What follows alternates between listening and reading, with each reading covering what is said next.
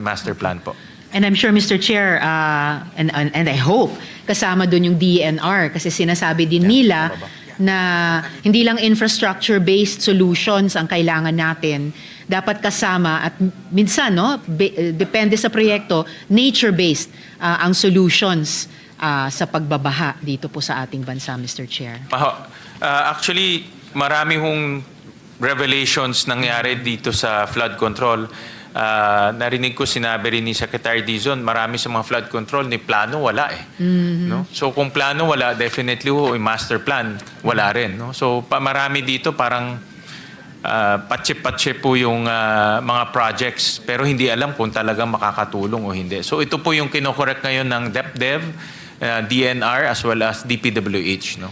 Salamat, Mr. Chair. Kasi yung sinabi niyong ganyang mga proyekto, walang engineering plan, may financial plan lang. Kaya po nagbunga ng hindi ng flood control kundi ng corruption at yung mga pagdurusang dinadaanan ng mga kababayan natin ngayon. Mr. President, if I may interject. Yes, with the permission Mr. of, President, Senator Estrada. Risa. I think the presiding officer is busy. Senator Estrada is recognized. Thank you. Just only one question, Your Honor. Kung magkakaroon ba ng partisipasyon ang Regional Development Council dito sa mga flood control projects, magkakaroon ba tayo ng mga ghost projects? Kung tinitignan ho namin, yung batting average ng Regional Development Council, less than 30% lang po or around 30% ang projects na na-approve ng Regional Council na napopondohan ng GAA. So ang ibig sabihin ho dyan, kahit na ho nag-usap-usap yung mga LGUs, hindi ho napopondohan yung kanilang mga projects. But in a perfect world, sana ho ganun. No, dahil ang Regional Development Council, kasama doon ang LGUs, DPWH, DNR, lahat ng mga regional agencies nandoon ho. So doon sila dapat nag-uusap-usap kung ano po yung magandang project sa kanila. Nung umpisa pa lang, nung maraming mga amendments sa mga kongresista, mga senador, mga flood control projects, dapat pala nagkaroon ng partisipasyon ang Regional Development Councils para hindi na tayo nagkakaroon ng ganitong klaseng problema. Dahil sino ba ang mga mastermind ng mga ghost projects? Di ba yung mga engineers dyan sa mga DPWH? Hindi naman mga senador, hindi naman mga congressman eh. Tama ho. Kailangan ho talaga, mas maganda ho talaga dumadaan sa Regional Development Council. Kahit na ho yung meron ko, kasi alam niyo naman, bilang dating mayor, meron tayong mga City Development Council, Provincial Development Council, kahit man lang dumaan doon para at least vetted and coordinated yung project. Kasi sa pagkakalam ko, I'm sorry, Senator Risa, yung mga mayors na napaglaanan ng pondo ng mga flood control projects, hindi nila alam na meron silang mga flood control projects sa sarili nilang bayan. Am I correct? Di dapat alam, dapat naabisuhan yung mga local government units na meron silang ganitong klaseng flood control projects. Parang sa Quezon City na rinig ko na si Mayor Joy Belmonte hindi niya alam na meron ganitong klaseng project na flood control project sa kanyang kinasasakupan. Dapat talaga na bilang isang mayor, o bilang isang governor, o bilang isang local chief executive, alam nila kung ano nangyayari sa sarili lang bayan o sarili lang probinsya. Hindi yung nabubulagaan na lang sila, bakit meron palang flood control project dito? Hindi namin alam. Pala, ghost project na pala. Tama ho, I agree with you, Senator Jinggoy. Lumabas yan sa marami natin pagdinig dito sa Senado. Katulad po yung sa Oriental Mindoro na billions yung project sa hometown ng governor pero hindi rin alam ng governor.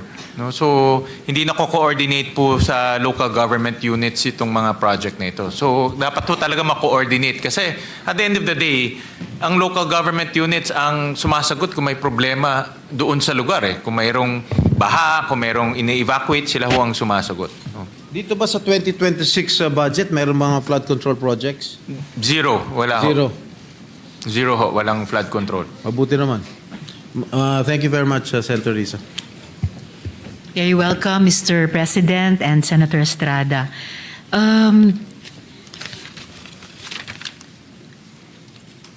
Sa DepDev pa rin po, Mr. Chair, tumitingin na po ba sila sa mga alternative ways para i-address yung flood damage? Halimbawa, pagbibigay daan sa ilog na dumaloy, sa halip na labanan ito o i-constrict ito, o kaya pagpapalaki ng water retention capacities ng mga upstream swamps.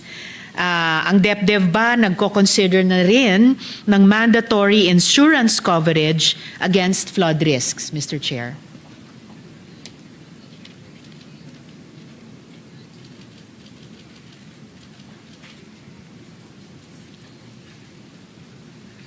Doon po sa River Basin Master Plan, yan po ang plano ng DepDev this coming New Year na talaga hong maglabas na ng mga master plans. Sila na hong mag-spearhead per river basin so that itong master plan po ang susundan insofar as flood control projects are concerned. No? So, malaking endeavor ho yan, pero I believe na umpisa na yon in the past administrations. Kailangan lang po ma-update. So, yun po yung isa sa mga malaking aktibidad nila this coming New Year. Insofar as the insurance po, wala hong ganun na project po ang DepDev. I think pwedeng tignan yan ng DepDev. Tignan ho nila kung how we can inject an insurance coverage dun po sa mga flood-prone areas or affected areas by mga ganitong climate change. Salamat, Mr. Chair. Or baka pwede rin nilang pag-aralan, pagtulungan ito dun sa binanggit nyo kaninang review ng GSIS, NIIP, or iba pang pwedeng bahay ng insurance para naman dun sa school buildings. Kasi lahat naman affected nitong mga disaster caused na mga pagbabaha. And I hope as far as yung New Year's plan ng DepDev na talagang i-champion yung River Basin Master Plans, I presume and I hope na katrabaho nila doon yung DENR na matagal na rin. Yun na nga po, may sinusulong na mga nature-based solutions and master plans to if not completely prevent, at least i-mitigate yung epekto, masasamang epekto ng mga natural disasters na ito. Wake up call ho talaga itong nangyari ho sa Sobra atin po. at dapat umpisahan ho natin to sa pagpaplano. Dahil kung wala hong plano talagang papatsi-patsi lang po yung project at hindi ho nakikita yung solusyon. Apo. No? So yan po naman ang plano ng DepDev. At yun naman po yung traditional na, kumbaga, core competency niya, core business niya sa buong gobyerno. No? Gumagabay, palagay ko, sa lahat ng opisina sa executive na ayusin yung buong development process mula pagpaplano hanggang sa evaluation at pagpaplano muli cyclically, Mr. Chair. Sabi ho sa akin ni Secretary Balisacan na part of the charter of the DepDev is master planning. No? So, linagay ho sa batas talaga na mandato na nila ngayon na tulungan yung iba't ibang agency o mag-spearhead pagdating ho sa master plans. Exactly, Mr. Chair. Salamat po para doon. Huling tanong ko po sa round na to tungkol sa veto recommendation ng DepDev pa rin. Sa pagtatayo po ng bagong Department of Economy, Planning and Development, pinaglaban natin ang kapangyarihan ng DepDev na magrekomenda sa Presidente kung may aalisin na mga proyektong di sang-ayon sa mga national priorities. And ngayon, syempre, nakatingin tayo dun sa yung Philippine Development Plan, ambisyon 2030, 2040. So, sa kasalukuyang budget ng DepDev, sapat na ba ang pondo at staffing para palakasin ang teknikal na kapasidad ng Regional Development Councils na makapagrekomenda ng pag-veto sa mga hindi kinakailangang or makasasama pang ang mga proyekto, Mr. Chair? Actually, admittedly ho, kulang pa sa manpower and capability and DepDev pagdating ho sa monitoring and evaluation ng mga projects. Kasi part ng mandato ho nila, kung napondohan natin, nagmo-monitor at nag-evaluate rin sila dun sa mga projects, lalo na yung mga malalaking pong projects. So admittedly, kulang ho sila sa manpower and capability per region. Yun naman po ang dinidevelop nila over time. No? Okay. Very well noted, Mr. Chair. Magsususpend muna ako, Mr. President. Maraming salamat, Mr. Thank you Chair. very much, May ilang Senator huling Risa. tanong na lang ako sa susunod kong round. Pagkatapos may mag-take turns din po yung ibang mga colleagues natin. Maraming salamat po. Thank you, Senator Antiveros, Majority Leader. Senator Lauren Legarda, I believe, is next to interpellate. Senator Legarda is recognized. Thank you, Mr. President. First, I would like to commend the chair who has been so diligent in attending all the subcommittee meetings as well. And I am grateful to have been by his side in most times where I chaired the committee or even those that I don't chair. And so these questions are those perhaps that were not fully clarified during the DBCC or during our respective hearings to help clarify in our minds. And second, to improve the budget further because we know it's still a long process till the second week of December. Having said that, Mr. President, may I start with the National Expenditure Program as submitted by the President that was used as the basis of our budget hearings because at that time the GAB was not yet transmitted to the Senate. This was used by the Committee on Finance. And eventually, of course, the GAB was transmitted to the Senate. And in my understanding, the basis of the Committee on Finance report, as we have it, would have been the NEP. Let us clarify that. I mean, at least our hearings, where we ask the questions of the committees and the agencies.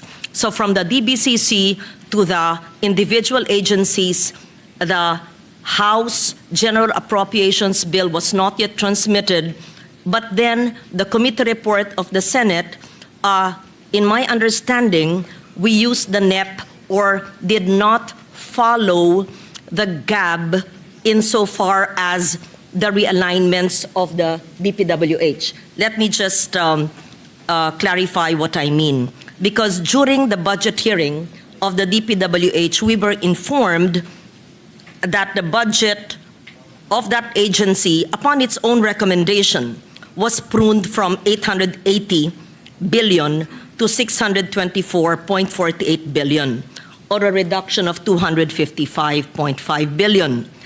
So to have a total picture of the House GAB and for transparency, before we proceed to deliberate on the budget of each agency, may this representation, Mr. President, try to understand.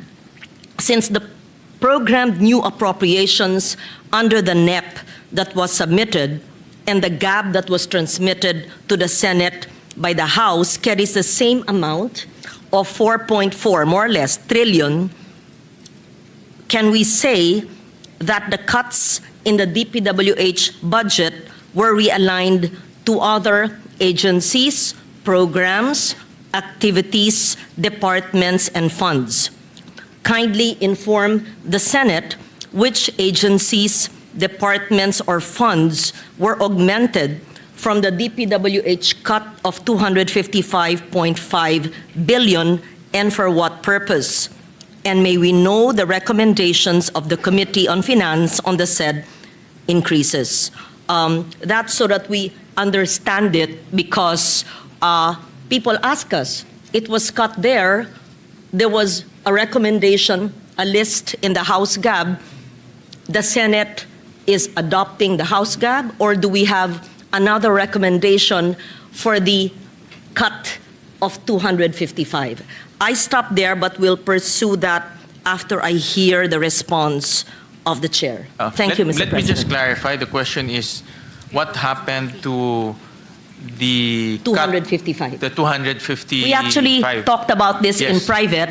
Mr. Chair, bear with me. I just wanted to be transparent. Correct, Yes, pero pinag-usapan na natin Tama yan. po. And I think I mentioned to you that I will ask this. Thank Yes. you, Mr. Chair. The NEP was cut by 255 billion to be exact, by the House of Representatives, and it was reflected in the General Appropriations Bill. And the 255 was distributed in various departments in terms of increases. And they also have several decreases within the agencies. So in short, in 255 po, the 255 was spread to various agencies in the form of increases. Yes, you're correct, Mr. President. Even some of our colleagues would be asking us in the process, saan napunta yung 255? Perhaps it would be best to put into the record because from here up to the BICAM, it would change again. And I think we owe it to everyone to say where the 255 billion that was cut from that agency, where was it actually placed? I think we have a list of that. Thank Mr. you. President, the good thing about this budget cycle is everything is uploaded. So Yes. the NEP is already available in the website of the DBM. The GAB is already available in the website of both the House and the Senate. And then our very own committee report is also available in the website. So you can now see the movements between the NEP, the GAB, and also the Senate committee report. There are a lot of changes in the GAB, but for example, I'll just cite some examples. This is in the GAB. The Department of Agriculture increased by 28 billion. The Department of Education increased by 39 billion. The increase. Neto yeah. Increase, yeah. The Department of Health increased by 31 billion. So these are the large amounts. The Department of Labor increased by 13 billion. So marami ho siya, no? We're talking about DSWD increased by 36 billion. These are the bigger changes in the GAB, Mr. President. Yes, Mr. President. I would like to clarify whether these items that you mentioned came from the cut from the flood control of the DPWH. Yes, it came from Yes. that. That's the primary source, Mr. President. Yes. But in between, they have also cuts in the departments, Mr. President. But the primary source is that cut, Mr. President. Yes, Mr. President. And what you put into the record are the realignments done from the flood control cut in the HGAB, or is the Senate version? Because did we take into consideration the realignments of the 255 from the DPWH cut, or is this the House list or the Senate list of where we put the 255? Just for clarity.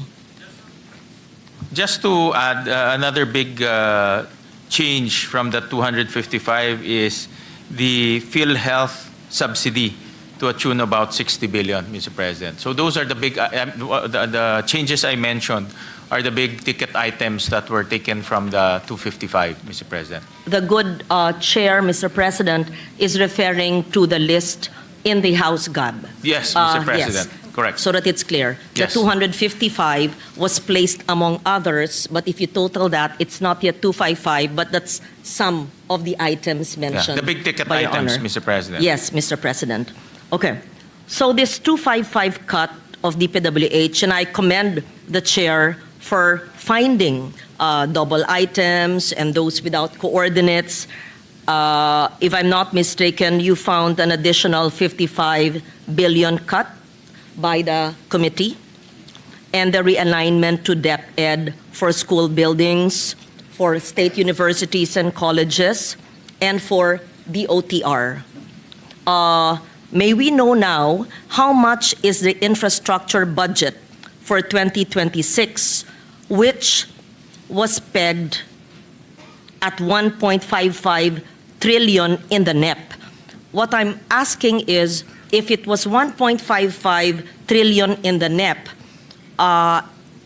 having realigned some infrastructure to other, perhaps soft, perhaps also infrastructure, is the Senate committee report also aligned with the infrastructure level in the NEP, Mr. President, or is it lower than?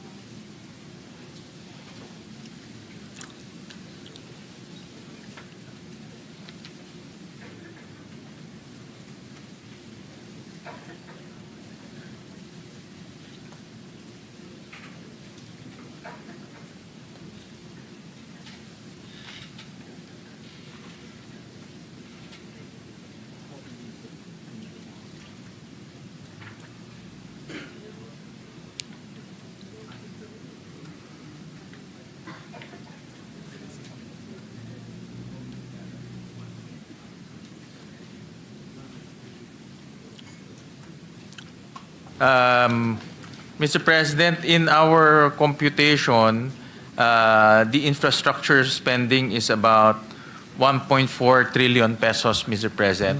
It was down from about 1.5 trillion pesos, Mr. President. Thank you for that information, Mr. President. So just so that it's clear, in the NEP, it was 1.55 trillion, and in the Senate committee report, it is down to 1.4 trillion. Mr. President. Yes. Thank you for that information. May we know now, Mr. President, what are the measures, interventions that the economic team, the executive department will adopt to ensure that the GDP target growth of 5.5 to 6.5 as originally conveyed in our DBCC will be achieved, if at all? We realize and we know that they've tried to scale it down. We must find out, it's very challenging, almost near to impossible, that we must grow 7% in the fourth quarter to achieve the 5.5% growth rate, which was originally targeted by the end of the year. So may we just come to reality and try to understand in this last quarter what growth are we targeting and what do we need, because if we are to recall our projections for 2025, we had projected a growth rate of 5.5. That means in this fourth quarter, because of the lag of the previous quarters, we'd have to grow 7%, which is, I think, very unrealistic and near to impossible. Yes. I agree, Mr. President. I think hitting 6%, even 6% for the last quarter, it's impossible already, Mr. President. To date, for the first 3 quarters, we grew at around 5%. And we're looking at hitting 5.5% by end of the year. So, but it's really a challenge right now, Mr. President, because of the weather conditions and also what happened in Visayas, also what the various natural disasters that we experienced, Yes. Mr. President. Thank you for that, Mr. President. And And therefore, also the flood control controversy, Mr. President. That's also another factor that is affecting our economy, Mr. Yes. President. Having said that, Mr. President, thank you for your candor and your honesty. May we know what the executive department is doing, the economic team, as interventions and measures to be able to grow our economy, although we know that the 7% is unachievable? Mr. President, Secretary Recto mentioned that they're spending as programmed this year. And of course, they're doing catch-up programs also to spend as fast as they can before the end of the year, because government spending is one of the big contributors to our economy, Mr. President. Yes, may we know what kind of government spending? Is it spending on infrastructure, and what kind of infrastructure, Mr. President? Yes, Mr. President, infrastructure is definitely what's in the budget or the GA right now. They're aim to spend it as fast as they can in the next 2 months. So infrastructures, repair, rehabilitation, classrooms, everything in the GAA, Mr. President. So at the same time, they're also ramping up spending on the other programs in the government. So meaning, Mr. President, they will drive the economic growth through efficient spending of resources in the last 2 months of the year, Mr. President. And of course, the biggest move will be regaining confidence to governance. So Secretary Recto is very clear that by the end of the year, people will be put in jail because of the issue, Mr. President. Thank you for that, Mr. President. I was once in your seat for 5 years, and I would always, of course, try to say that, yes, more school buildings are being built. Yes, DOTR is building the regional airports. Yes, they're building more roads and bridges. But really, Mr. President, we know the truth. And everyone who sits in this room know the truth that the slowness, I can't find, yung kabagalan po ng sistema ay talagang nandyan. So, I accept your answer because I would have answered the same if I were defending the budget. And our colleagues beside you in the executive would say the same. But when we speak to each other at the back, I see Senator Recto nodding, he would say, ang bagal talaga. I don't have to put into the record our frustration in our committee hearings. Senator Bam, in his frustration, saw how slow, almost nil, was the construction of classrooms. We know how probably frustrated the DBM secretary is because they thought by ramping up infrastructure spending, it would lead to a greater robust economy, but it did not happen. So may we know how are we supposed to believe your answer, Mr. President, which I would have said myself. That's an excellent question, Mr. President. Yes. In fact, when we were consolidating the budget, we were surprised that, for example, HFEP, yung Health Facilities and Enhancement Fund, we were surprised that to date, zero pa ho ang na-allocate doon sa pondo na about 40? Tama po kayo. About Yun po 14 ang ibig billion, kong sabihin na gusto kong Mr. marinig. President. In terms of classroom, 22 pa lang ang nako-construct. In terms of health facilities, zero pa ho ang nako-construct. And end of the year na ho ngayon. No? So it's really, the spending is very dismal. And one of the things that we notice, alam niyo ho to, Mr. President, Senator Lauren, is all the construction are centralized to DPWH. No? Naka-centralize ho yan sa DPWH. So, yung transfer lang ho ng pondo, the transfer from DepEd to DPWH already takes about 6 to 8 months. The transfer of funds from DOH all the way to DPWH also takes 6 to 8 months. So in this budget, we are liberalizing the construction of those facilities. I'll give you an example. In DepEd, we introduced a special provision wherein DepEd can now tap the private sector, the LGUs doing counterpart. They can also do PPPs to construct classrooms. The same with HFEP. The DOH can download funds to the LGU so that the LGUs can also construct. Yung TCAS naman, yung mga construction ng mga kampo ho natin, we gave it back to the Department of the DND, the Department of National Defense, so that they can do the construction on their own. So it's not centralized anymore. We liberalized the construction so that everyone can construct all at the same time. Yes. Thank you for that answer and appreciate the chair's intervention in the implementation of the budget, which will be contained in the GAA of 2026. However, my question earlier was, how are we going to increase spending and reach the highest possible growth rate para makahabol po sa susunod na kulang-kulang na 2 buwan na lang kung ang bagal nga ng pagpatupad ng mga proyekto sa lahat ng ahensya ng gobyerno. And I don't say this just for this year or last year or this administration. It's been like this for decades, Mr. President. Ang bagal-bagal ng whether it's education or health or infrastructure in DPWH, it's dismally low.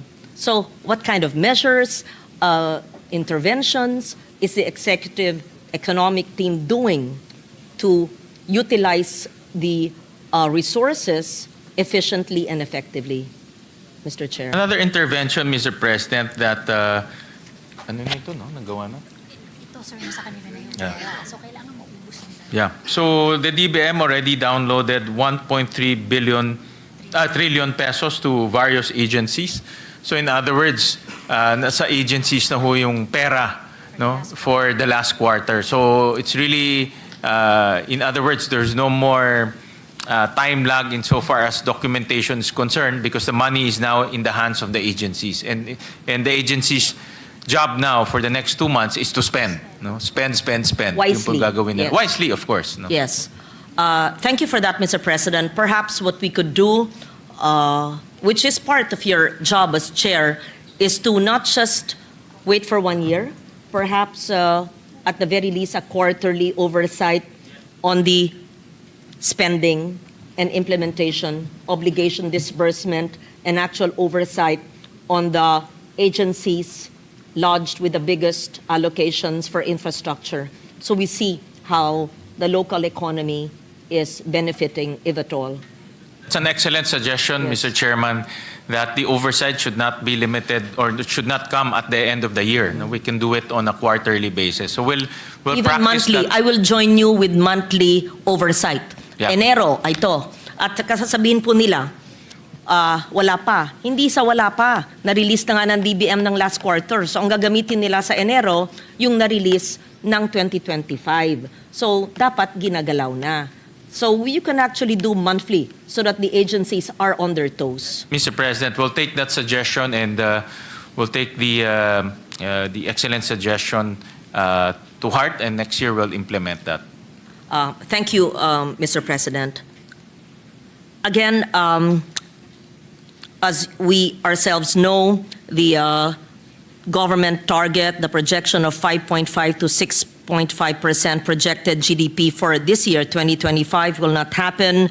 May I know how the projected revenue collections and the fiscal deficit for 2025 will be affected? Because based on the 2025 BESF, when we started this year and during our DBCC, it was said that, and it's very clear, that 1% increase in our GDP will translate into 34.1 billion in additional revenues.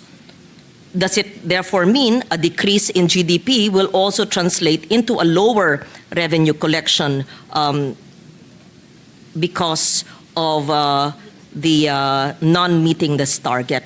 So in short, dahil hindi po umakyat yung GDP, yung ating additional revenues wala, syempre apektado ang ating revenue collection. So ano na po ang ating projected revenue? Ano na po ang ating projected fiscal deficit? Thank you.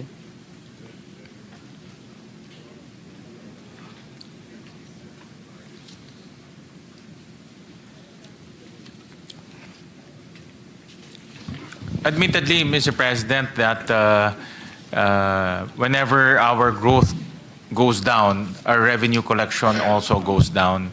And admittedly, Secretary Recto mentioned also that revenue will go down because of the slowdown in our economic growth. However, because of their wise fiscal management, deficit will still be maintained at 5.5% of our GDP, Mr. President. So in other words, they'll be doing some really very wise and prudent cash management, Mr. President, in order to maintain our deficit. We thank you for that, Mr. As President. targeted, Mr. President. Thank you. Now, again, this was discussed in the DBCC. I'd like to bring it to plenary as well in light of the targets that we have stated. I'd just like to put into context my question. The government continues to highlight the target of spending. Again, correct me please, the economic team members are here, they're experts. Correct me if my numbers are inaccurate, but this is what I gathered from RDBCC. The target of spending 5.6% of GDP on infrastructure as a driver of economic growth, in line with international evidence or standards, including World Bank studies, showing that public investment can generate medium-term multipliers of around 1.5 when the projects, of course, are well selected and if they're efficiently implemented. There are growing questions about whether current spending levels truly translate into effective and high-quality infrastructure, given all the issues that we are also aware of, and the leakage, systems loss, corruption, and the slowness, everything put into the picture. Taken together, these raise concerns that the reported 5% of GDP may overstate the real value of infrastructure actually benefiting the public, especially if a portion of the budget does not result in durable, well-built, or efficiently delivered projects. Sa madaling salita po, kung sinasabi po ng gobyerno na gumagastos tayo ng 5% ng GDP sa ating infrastruktura, ang tanong, lahat ba po ng pisong yan ay tunay na napupunta sa matinong kalsada, tulay at mga proyekto? Dahil ayon po sa World Bank, bawat piso ng maayos na infrastruktura ay pwedeng mag-generate sana po ng 1.50 pesos na dagdag na kita o paglago. Gusto ko pong maintindihan ang ating koneksyon ng ating paggastos at ang epekto sa domestic economy.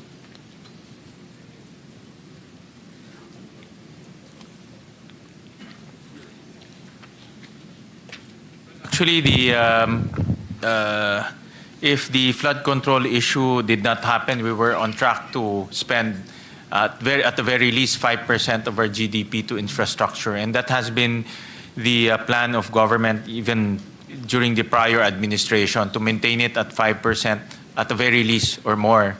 But because of the flood control issue and the reduction in the flood control budget, we would only hit 4.7% of GDP for 2026. So as much as possible, we diverted some of the flood control projects to infrastructure projects.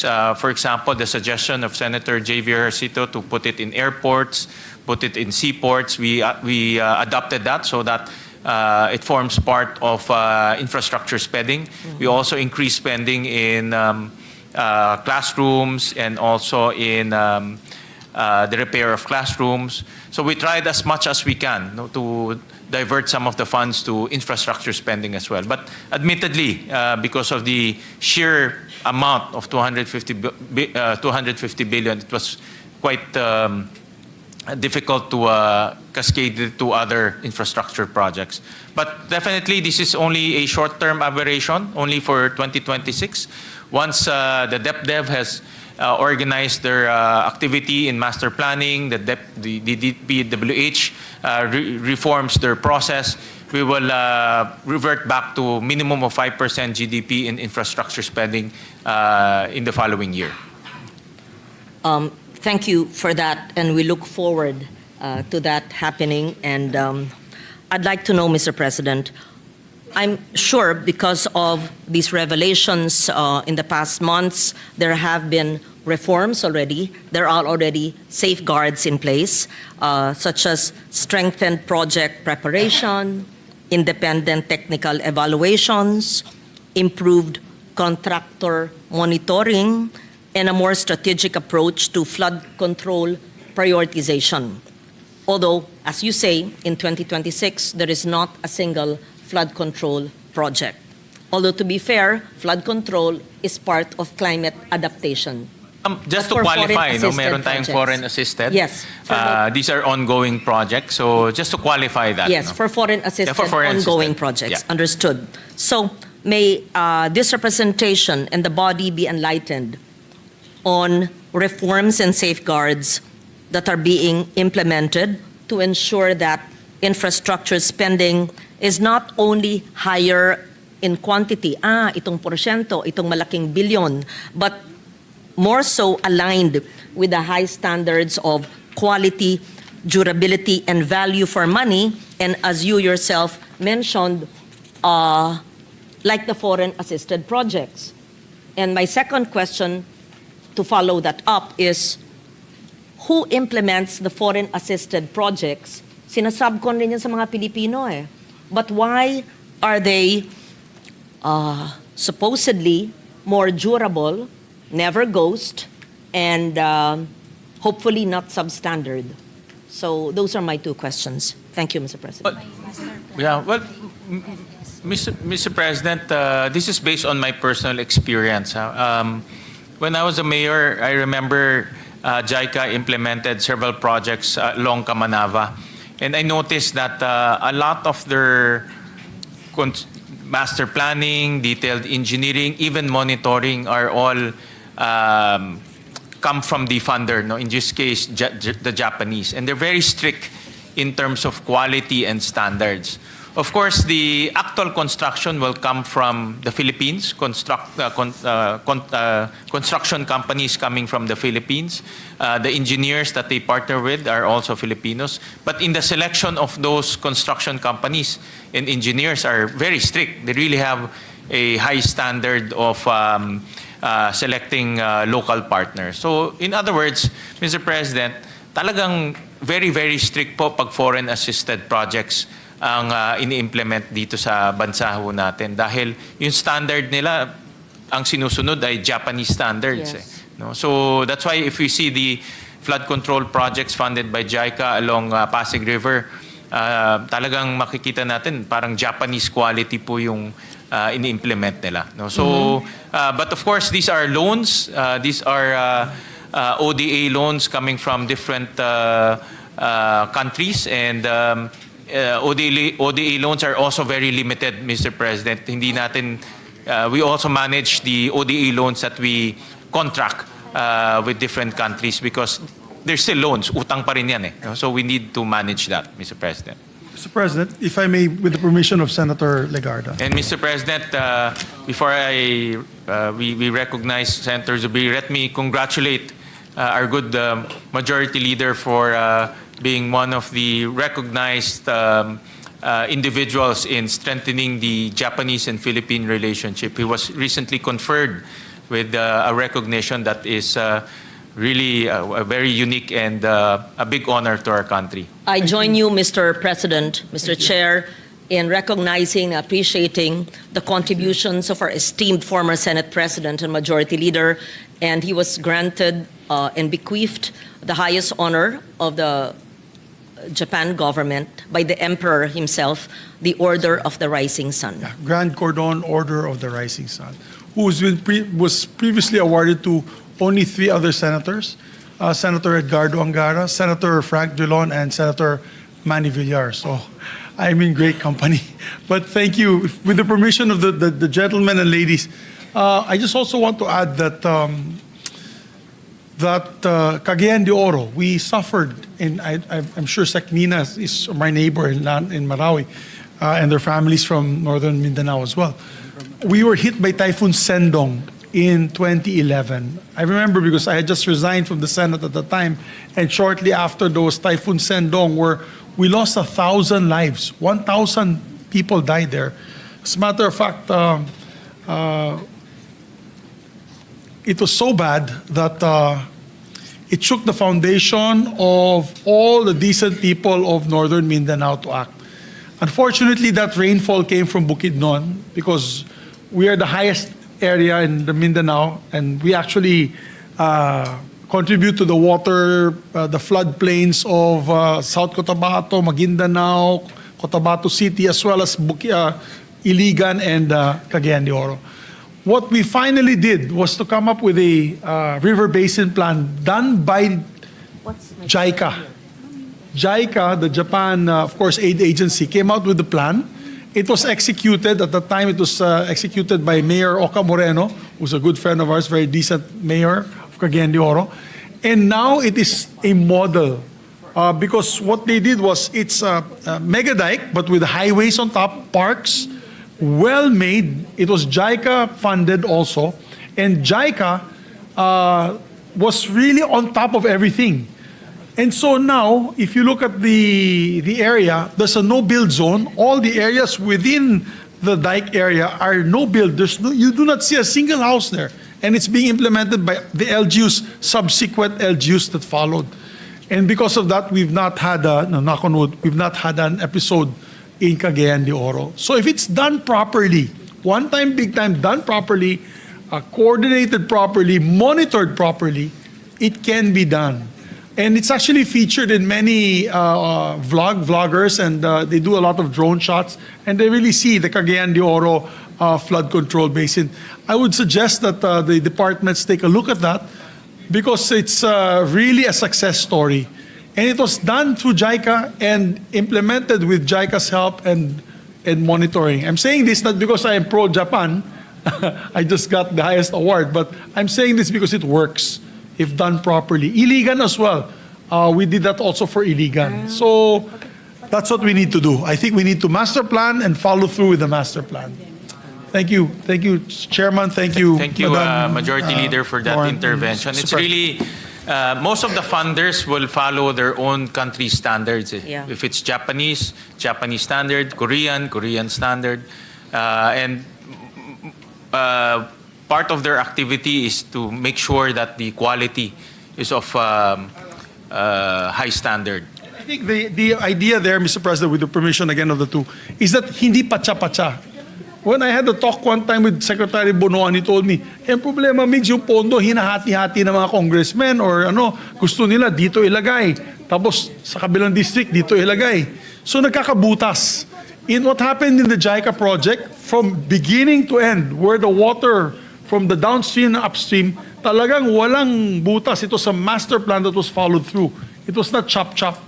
So I guess if there is budget for flood control next year or the succeeding years, it should be followed through with a master plan that will be done properly, Mr. Chairman. Being the chairman, I think you will also be monitoring this every year for the funding. Thank you. Thank you. Thank you, Mr. President. Having said that, so we see successful infrastructure programs if they are foreign funded because the foreign funded organizations or countries have very efficient oversight and actually bid it out to some Filipino companies perhaps. Why don't we do that, Mr. President, with all infrastructure programs in the Philippines?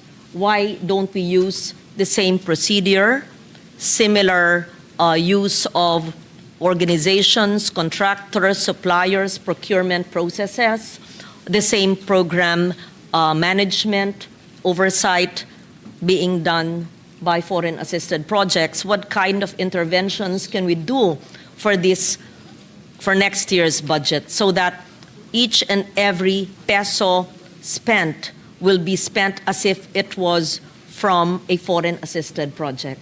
Paano po? Kasi nagaganap naman sa Pilipinas ng maayos kung gugustuhin po. I think that's the plan of Secretary Dizon this coming New Year's, to make sure that the implementation of projects is also almost as similar as foreign assisted projects in terms of planning, doing the detailed engineering, execution, as well as monitoring, all the way to operationalization of the project, Mr. President. So, narinig ko yan po yung kanyang plano. And when the DPWH budget comes in, we can also scrutinize or ask him about his plans on reforming the process. Thank you for your answer, Mr. President. I join you in anticipating the implementation of projects the way others can do it efficiently. May I quote, Mr. President, statements this representation has made way back. Magsimula po tayo nung October 12, 2016, nung International Day for Disaster Risk Reduction. May I quote myself? We must invest in disaster risk reduction. It has been estimated that the economic impact of disaster will be reduced by $7 for every dollar spent for DRR. May I read again the Agos Summit on Disaster Preparedness, where I was keynote on July 8, 2017. For every $1 invested in disaster risk reduction, you can save up to $7 in losses. Those were my statements, not made from my imagination, but from United Nations Global Risk Indices. May I also quote, please? Investment in disaster risk reduction generally represents a large saving in terms of avoided losses and reconstruction costs, with cost-benefit ratios ranging from 3:1 to 15:1 or higher in some cases, according to a study published way back in 2015 in the UNDRR's Global Assessment Report on Disaster Risk Reduction. Also, the World Meteorological Organization, or WMO, both the UNDRR and WMO are Geneva-based organizations, believes that $1 invested in prevention could save $7 in recovery. Having said that, Mr. President, may I know, in the way this 2026 NEP was crafted, may I be enlightened, educated, may I feel how the 2015 UNDRR and WMO reports, which are data-driven and science-based, utilized to come up with the National Expenditure Program, which we are studying and contemplating on now. How did we mainstream disaster risk reduction and anticipating disaster losses na nakakatipid po tayo ng $7 sa bawat isang dolyares na ating ini-invest in DRR. If this was not used, I would appreciate an honest answer. If it was used, I want to understand how it was used by the economic team.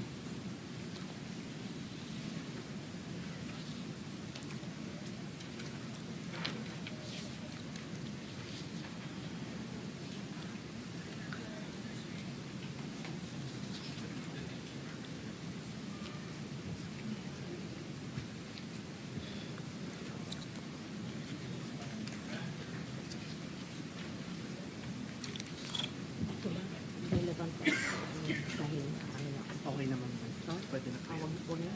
Yun po yung kanina ma'am na tinanong. Oh, ano susunod? Ito. Huwag na to. Ito. Ito. Thank you, Mr. President, for that question from Senator Lauren. For the 2026 NEP, the budget for adaptation is about 844 million pesos, and the budget for climate mitigation is about 139 million. Ano to? Sorry, Mr. President, I didn't see the legend. Let me just repeat. For 2026 NEP, the budget for adaptation is 844 billion pesos. For mitigation is about 139 billion pesos. So the total is about 983 billion pesos for both adaptation and mitigation, Mr. President. Thank you for that. When you compute the 844 billion for adaptation, this is only a small percentage of the trillions of pesos budget. May I be enlightened, Mr. President, on what are examples of the 844 billion climate adaptation projects and whether it is mainstreamed in government agencies, especially the infrastructure agencies? And may I be enlightened as well how the economic team mainstreams DRR and CCAM in planning for the succeeding fiscal years?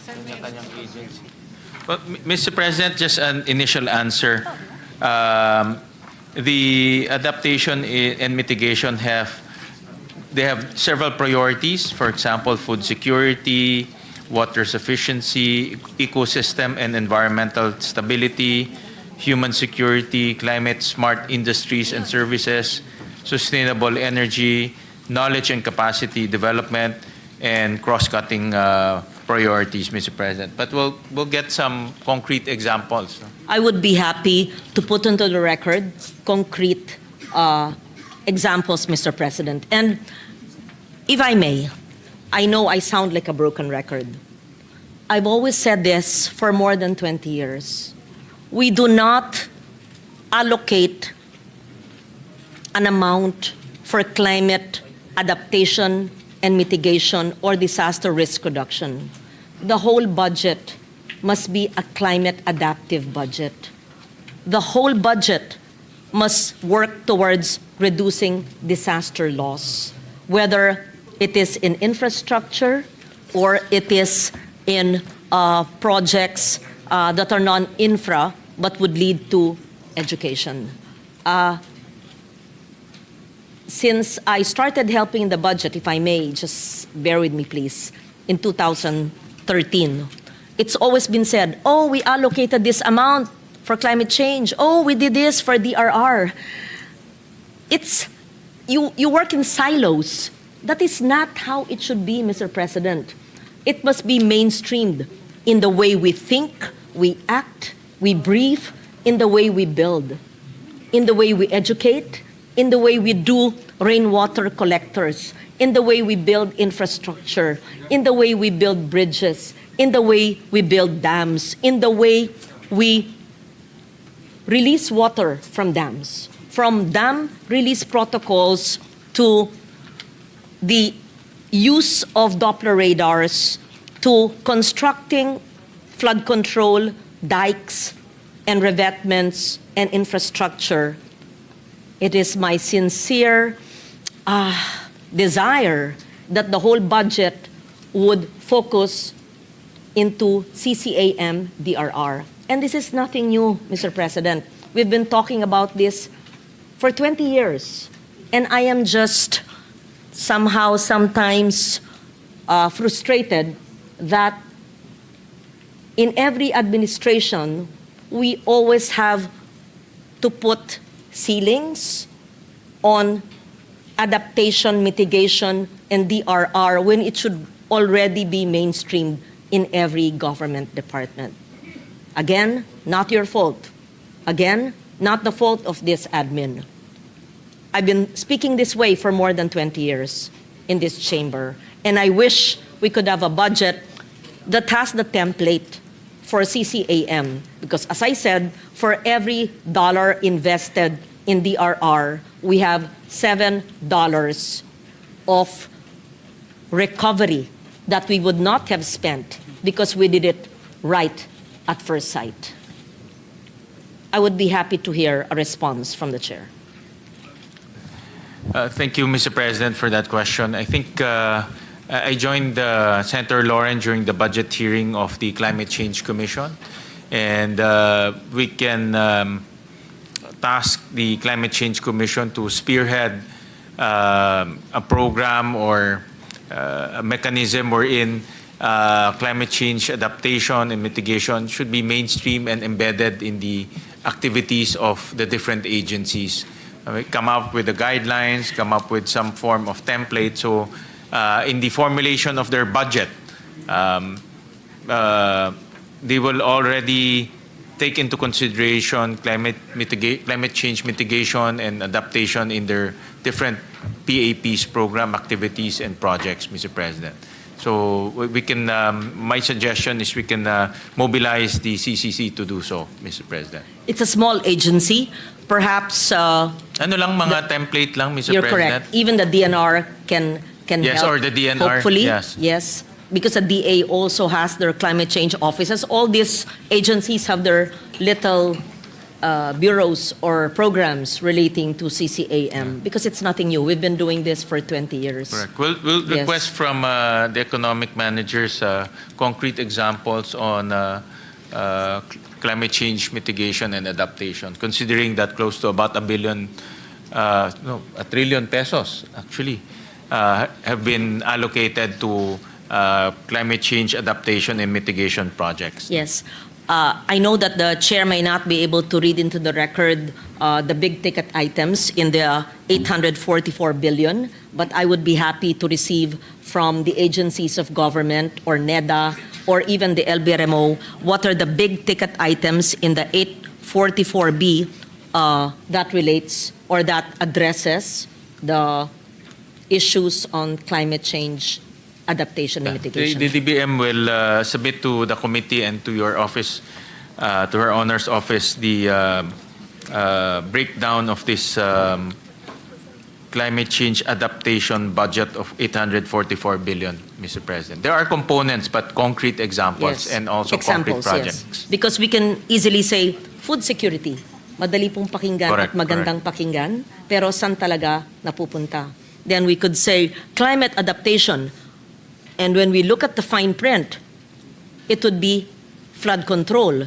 But what kind of flood control? It should be nature-based, let's say enhancement of mangroves instead of cement. It could be green and not gray. Yeah. Having said that, I would like to go into governance and corruption and macroeconomic impact. So, again, during the DBCC, Mr. President, the medium-term projections, it was said, depend on executing the 1.324 trillion in capital outlays. Again, I would be happy to be corrected if the figures are not accurate. So based on the DBCC, the medium-term projections depend on executing the 1.3 trillion in capital outlays annually and rely on achieving a 5 trillion in revenue collections. Yet governance failures directly constrain project execution and deter investor participation. We all know that and sadly admit it. May this representation be educated? What are the formal mechanisms by which the DBCC, the economic team, will integrate corruption risk metrics and procurement transparency indices into the medium-term fiscal framework and the fiscal forecasts? Should the 2026 budget include perhaps a dedicated allocation, perhaps, I don't know, 5 billion for a substantially enhanced independent audit mechanism as a safeguard against ongoing governance scandals and project failures? I just want to understand what is the game changer that will ensure that we will reach our targets and not speak 1 year from now of the same governance failures. Thank you, Mr. President.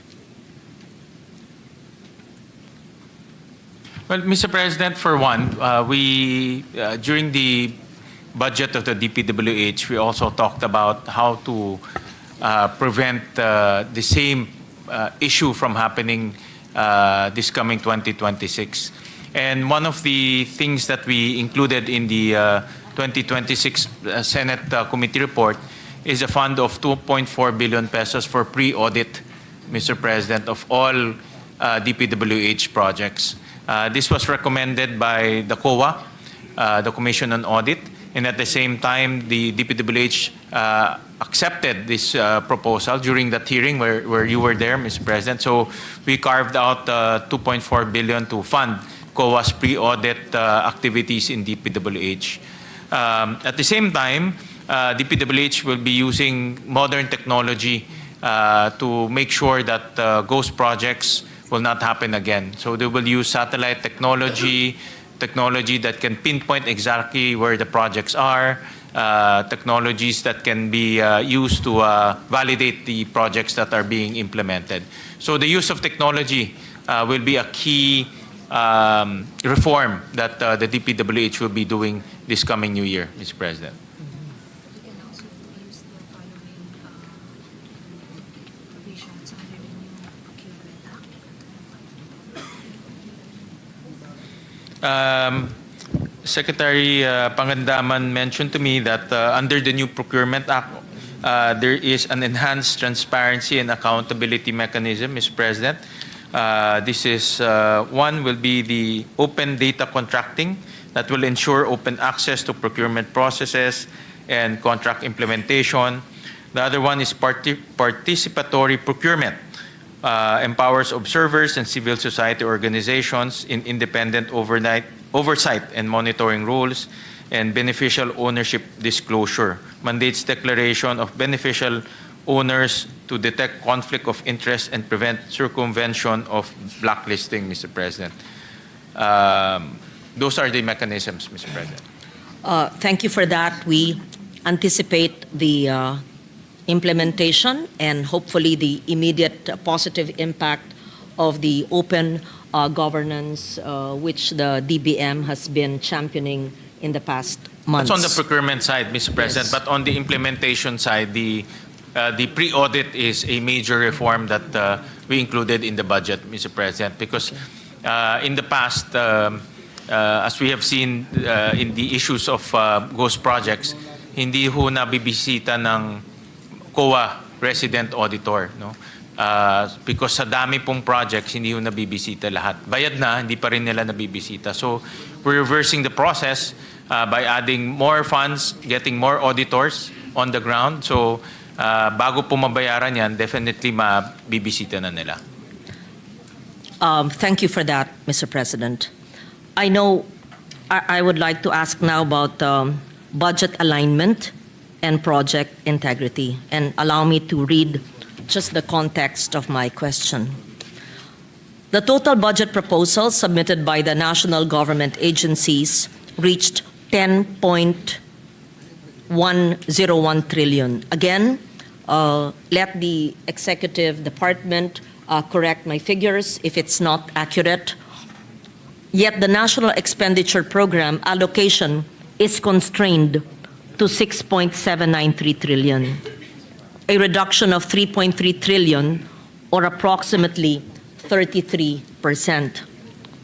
The Department of Budget and Management has cited strict parameters for crafting the NEP, including, and I always hear this term, shovel readiness.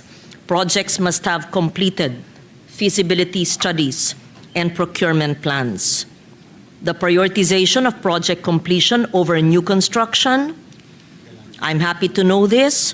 I hope that the unfinished multipurpose and health centers and DepEd school buildings, etc., and bridges will have priority over new construction.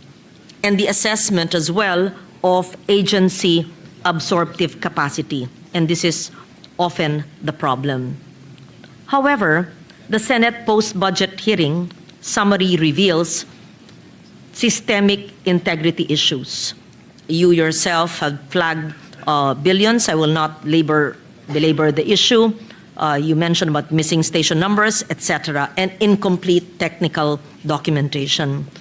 And many locally funded projects bypass the Public Investment Program, the PIP, as well as the 3-year rolling infrastructure program. We spoke about this during one of the subcommittee hearings, the TRIP requirements, and the lack of rigorous technical validation required for development effectiveness. Foreign-assisted projects also face sometimes persistent delays, which are tied to underfunding in terms of the right-of-way acquisition, contributing to 4-year delays on flagship projects. So my question is, having said that, the Department of Planning, Economy and Development, DepDev, is responsible for the PDP. The DBM manages the budget execution and allocation.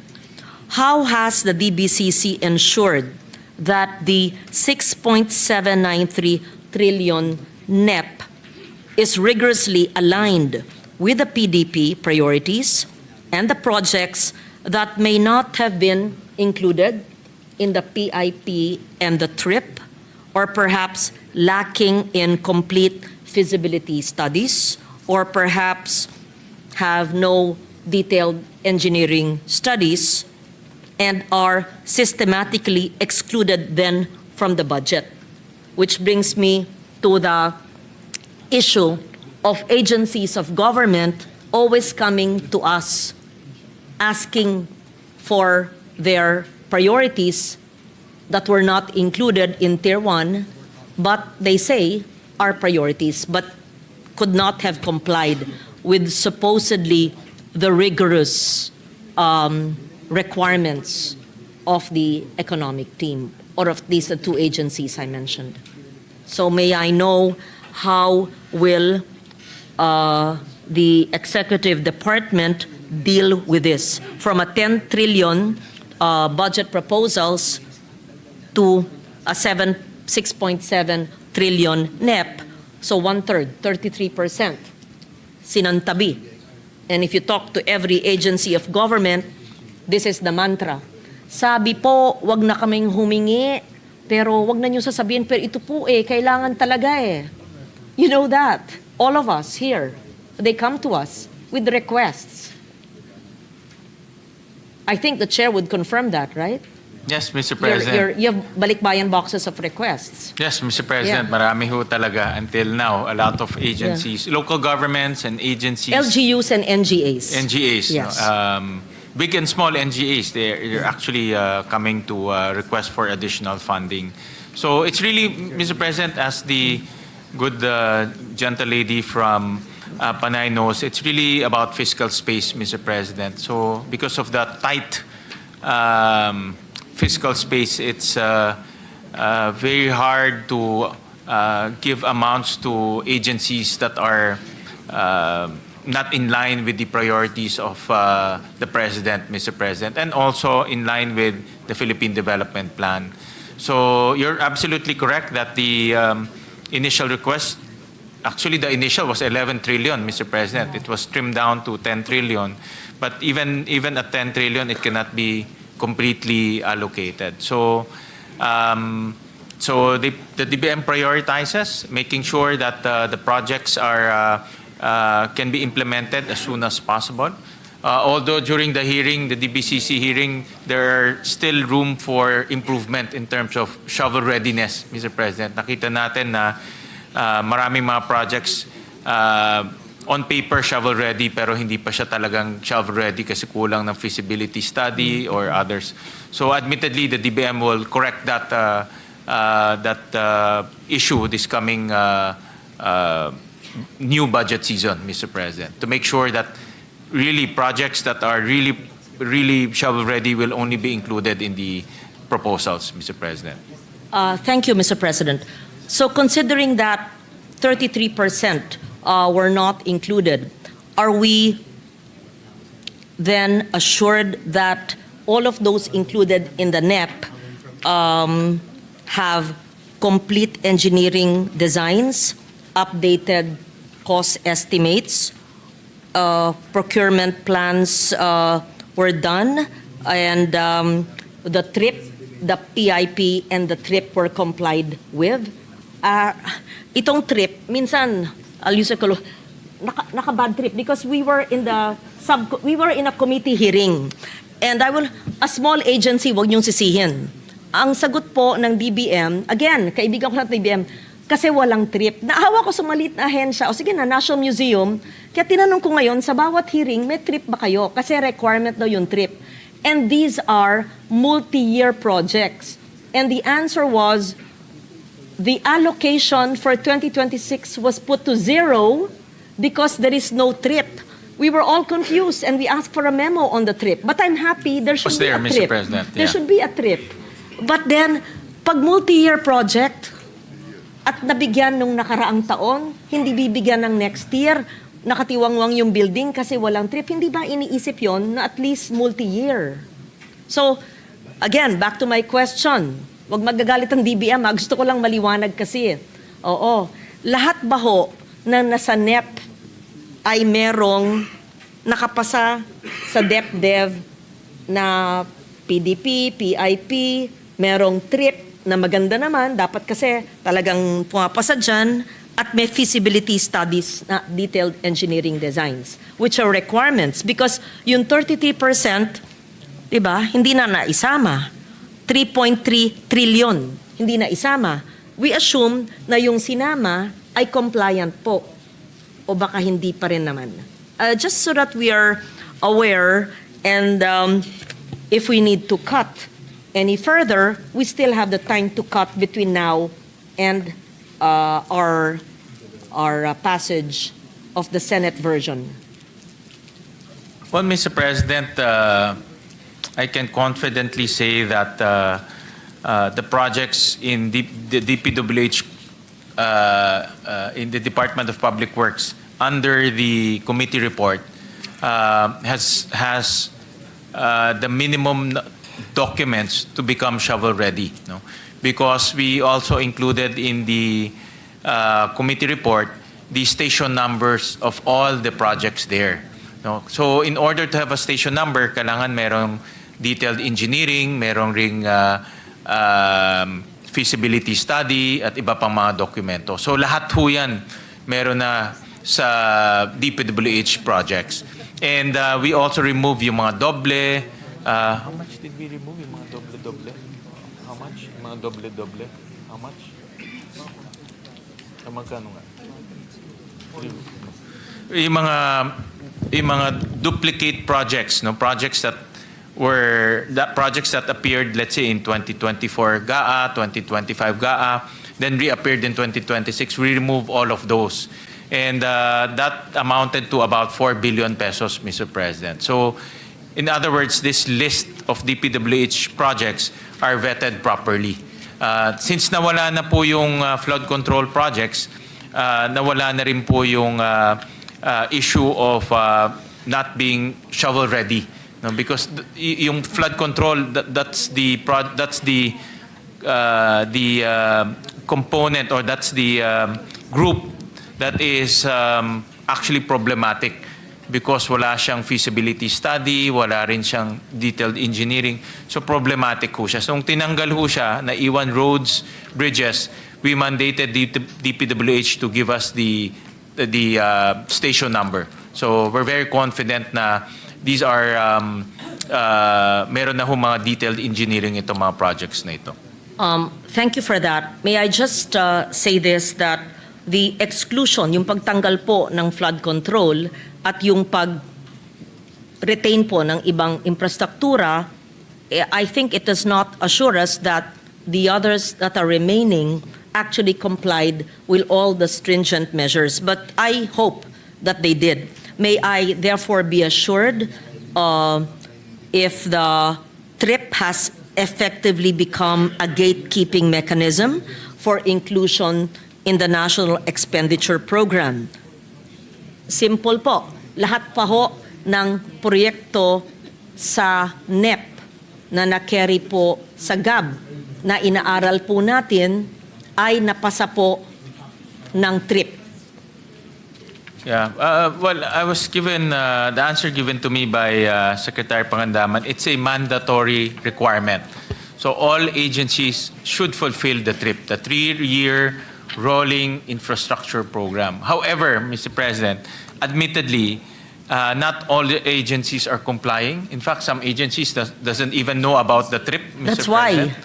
So what do we do? May we know, Mr. President? That brings me to my the core issue here.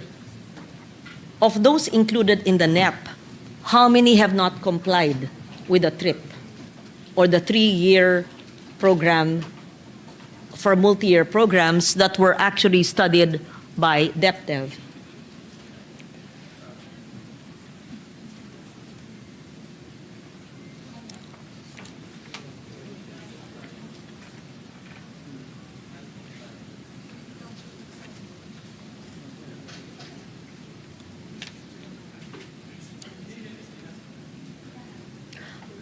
Simple lang po, how many infrastructure projects in the NEP and the present HGAB, which we are studying now, are not TRIP compliant? And what would the executive and the economic team suggest we do with this?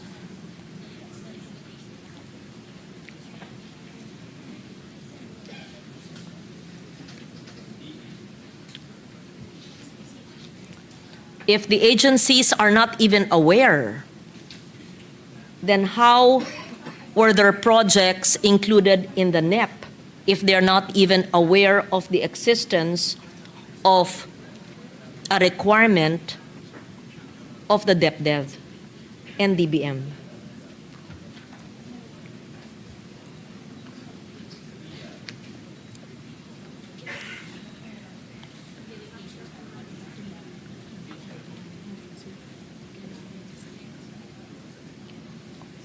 President, I was made to.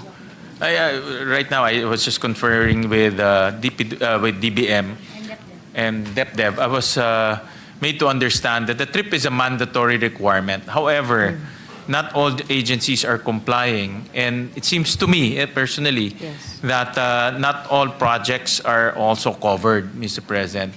A case in point here will be the DPWH projects, which actually kailangan nga ng trip. Yun nga ang kailangan. Yung mga malalaki nga ho ang kailangan ng Malalaki, trip because yes.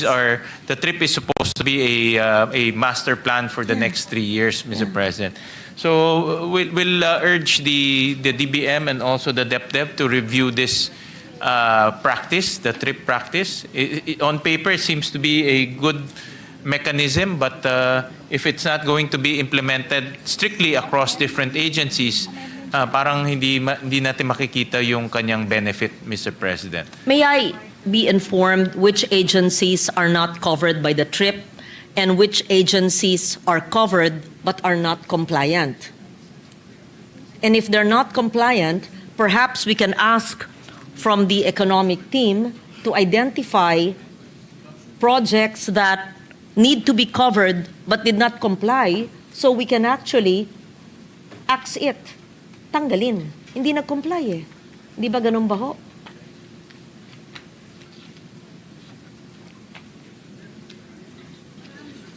And replace it or realigned further to support other budgetary priorities.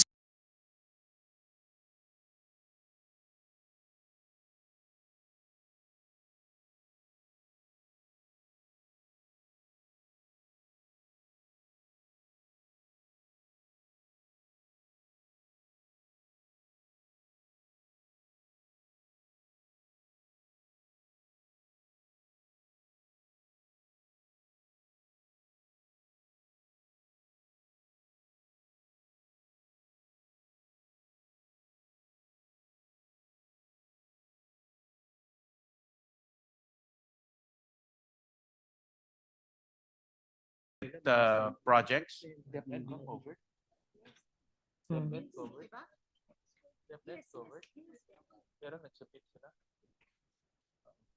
I was made to understand that DepEd is covered and they've submitted. So, parang ang DPWH lang po ang hindi covered na big ticket agencies. no? How do we accept the budget of DPWH?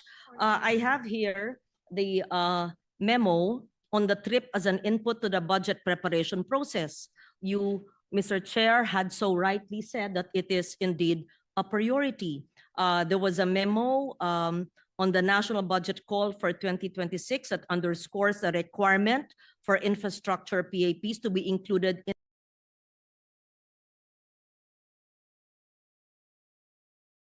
ongoing infrastructure projects must be included in the PIP and the TRIP.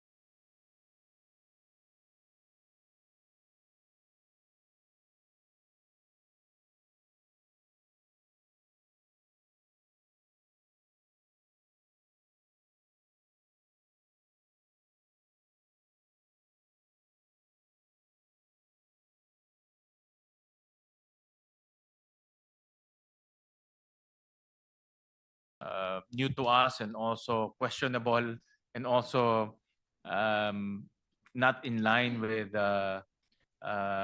how we craft the budget, Mr. President. So again, Mr. President, it's a mandatory document. However, DPWH is not covered, or sorry, DPWH is covered but not complying, Mr. President. So the DBM and DepDev really need to review this mechanism and be strict in the implementation of this mechanism. Isn't that the most important government department that must comply? Because the trip would mean they have feasibility studies, they are shovel ready, they went through the proper procurement plans. And if they are non-compliant, I don't have words to Yeah, well, say. Mr. President, it needs to be reformed. The trip, if the DBM and DepDev decides to continue with the trip, then we need to reform it and make sure that it's implemented across different agencies. It's also, Secretary Balisacan also mentioned to me that there's also a question of interoperability between departments because, for example, in DPWH, ang dami pong projects. So instead of submitting to them the feasibility one by one, it will be done online and electronically. So that's also another thing that they are resolving. But admittedly, Mr. President, you're absolutely correct. The implementation is uneven as of this point. Do we therefore, Mr. President, review all the infrastructure projects we are currently reviewing contained in the NEP and HGAB and take into consideration the inclusion of infrastructure projects that did not go through the process as mandated, not by the legislature, but by the executive department itself? Why mandate something that is not followed? Not followed.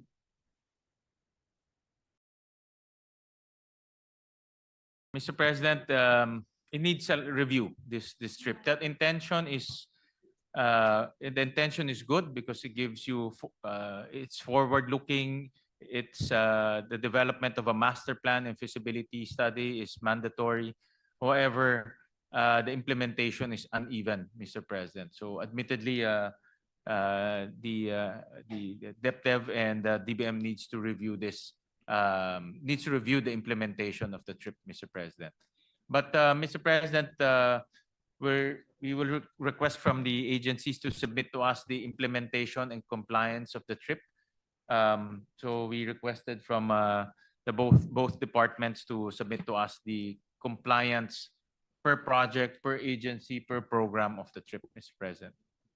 I am just shocked to learn that a whole department refuses to comply with the trip requirement of DepDev and DBM. But in fairness to the other departments, I asked Yeah. about the Department of Health, the Department of Agriculture, and they're compliant in terms of the 3-year rolling infrastructure program, Mr.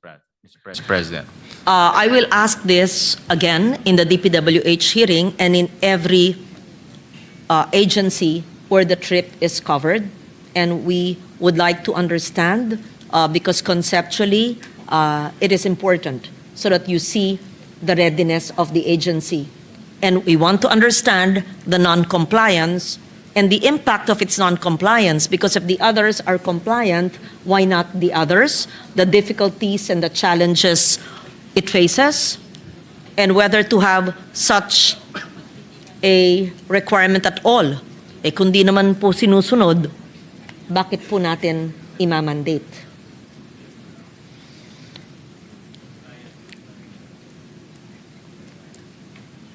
Thank you, Mr. President.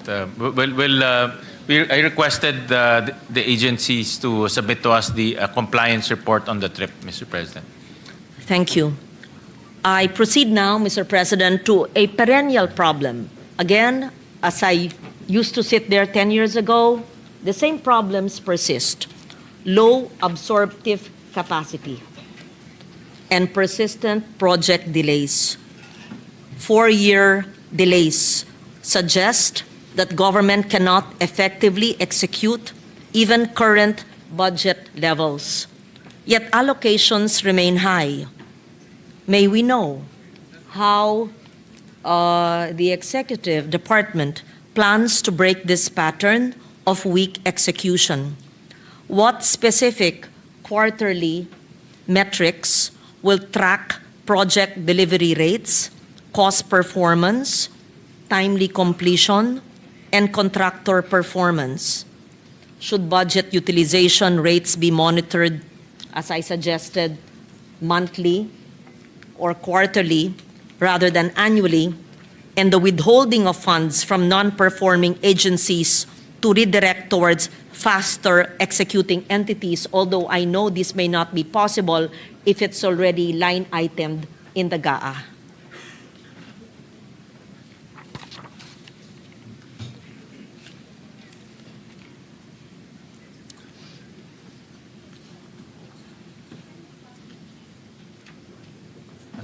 Mr. President, the DBM released the circular letter number 2025-2, and this is for the conduct of agency performance reviews every year and done on a quarterly basis. So this agency performance review covers absorptive capacity, the utilization of funds, and also the efficiency in terms of utilization of their budget, Mr. President. Quarterly. So meron silang agency performance review, Mr. President. In fact, I remember getting a summary or a annual summary of that agency performance review, Mr. President. So it's comprehensive. Lahat ng agency meron doon. And they give grades, no? May rating po kung sino mga agencies are efficient, sino mga agencies are not efficient, Mr. President. That's very good. Yeah, May we rating po request sila. that from DBM? Yes, Mr. And we will President. read it into the record in the next plenary. Yeah, I've seen the report, Ms. In fact, meron ako dito, Mr. Yes. President. And I would assume, Mr. President, that that would be the basis of the next year's budget. Kung mababa ang kanilang utilization, mababa rin ibibigay sa kanila. Hindi nila manguya at malulon ang binibigay sa kanila. Diba? Gawain natin yan, Doblon. Diba? Diba nai-insta yung pag binibigyan, hindi ginagamit. Yeah. Yes. So we would be happy to receive the list of the non-performing agencies and perhaps know the reasons why, what are the challenges they face, Mr. President? Mr. President, I'm looking at the budget ng Bayan Monitor, the agency budget review, Mr. President. And in this review, they give scorecards or they grade the agencies according to their utilization and efficiency of the use of funds, Mr. President. So for example, the top performing agencies, nakasulat ho dito, Public Attorney's Office, Philippine Information Agency, National Intelligence and Coordinating Agency. I'm just reading some random agencies, Mr. President. Foreign Service Institute, Cagayan State University, Civil Service Commission. So ito yung mga top performing agencies, Mr. President. Maliliit na ahensya at walang infrastructure. Except for public attorneys, Mr. President, malaki-laki ito. Gusto niyo marinig yung poor performing, Mr. President? The poorest performing, yes, Mr. President. The OTR, sigurado nandyan yan. Meron hong top performing dito sa harap pero OTR palagi naiisip mo.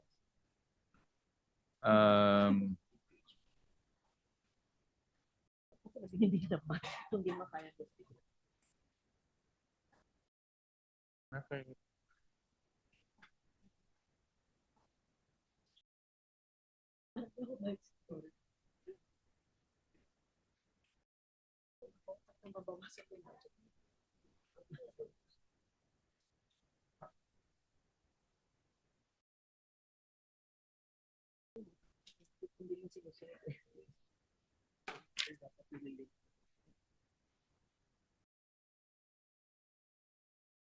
Wala, Mr. President. Okay lang, Mr. President. Okay lang, Yusek. Ito yung mga poor performing, Mr. President. Romblon State University, Wag na yung SUCs, mga government Cotabato agencies. Foundation College of Science and Technology. Government agencies. Government.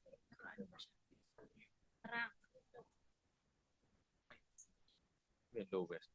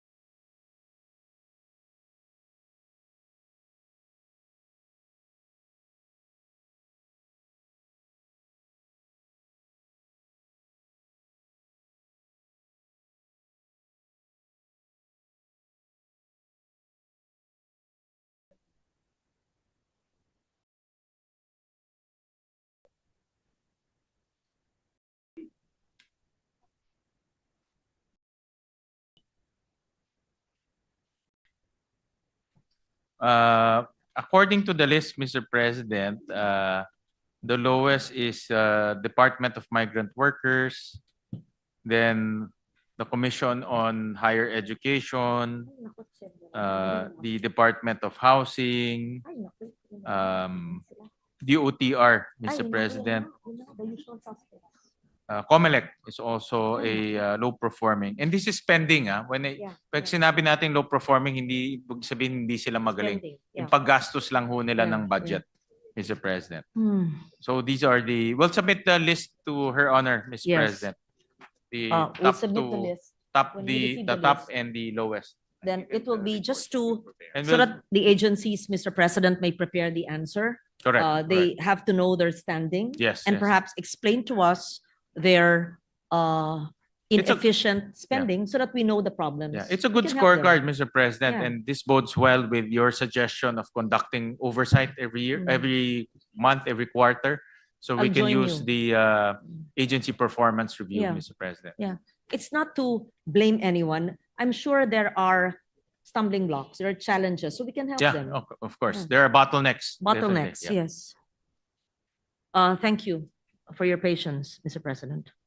Now we go to measuring poverty, food security, and social inclusion. The Philippine Statistics Authority, let me just give the context of my query. I asked it in the DBCC. I want to put it on record now. They've always used a threshold at 63 pesos per person per day. But this figure has been criticized as unrealistic and perhaps disconnected from reality, particularly in urban areas, since it is based on a 2018 food basket and provincial averaging that masks significant regional price disparities. So having said that, this is an outdated methodology, et cetera, So may we know, Mr. President, the macroeconomic framework highlights poverty reduction and social inclusion as key development outcomes. Yet, the threshold is still using the 63 pesos a day unless it was already changed, computed from a 2018 basket that does not reflect the current market realities or even the regional cost of living variations. So how would this affect the reliability, paano natin maaasahan ang mga ahensya ng gobyerno given the government's macroeconomic assumptions on consumption, savings, and the reduction of inequality if we use a 2018 PSA figure. Whether it is in the budget of DOLE or the SWD or any agency of government, assuming this was used by the economic team.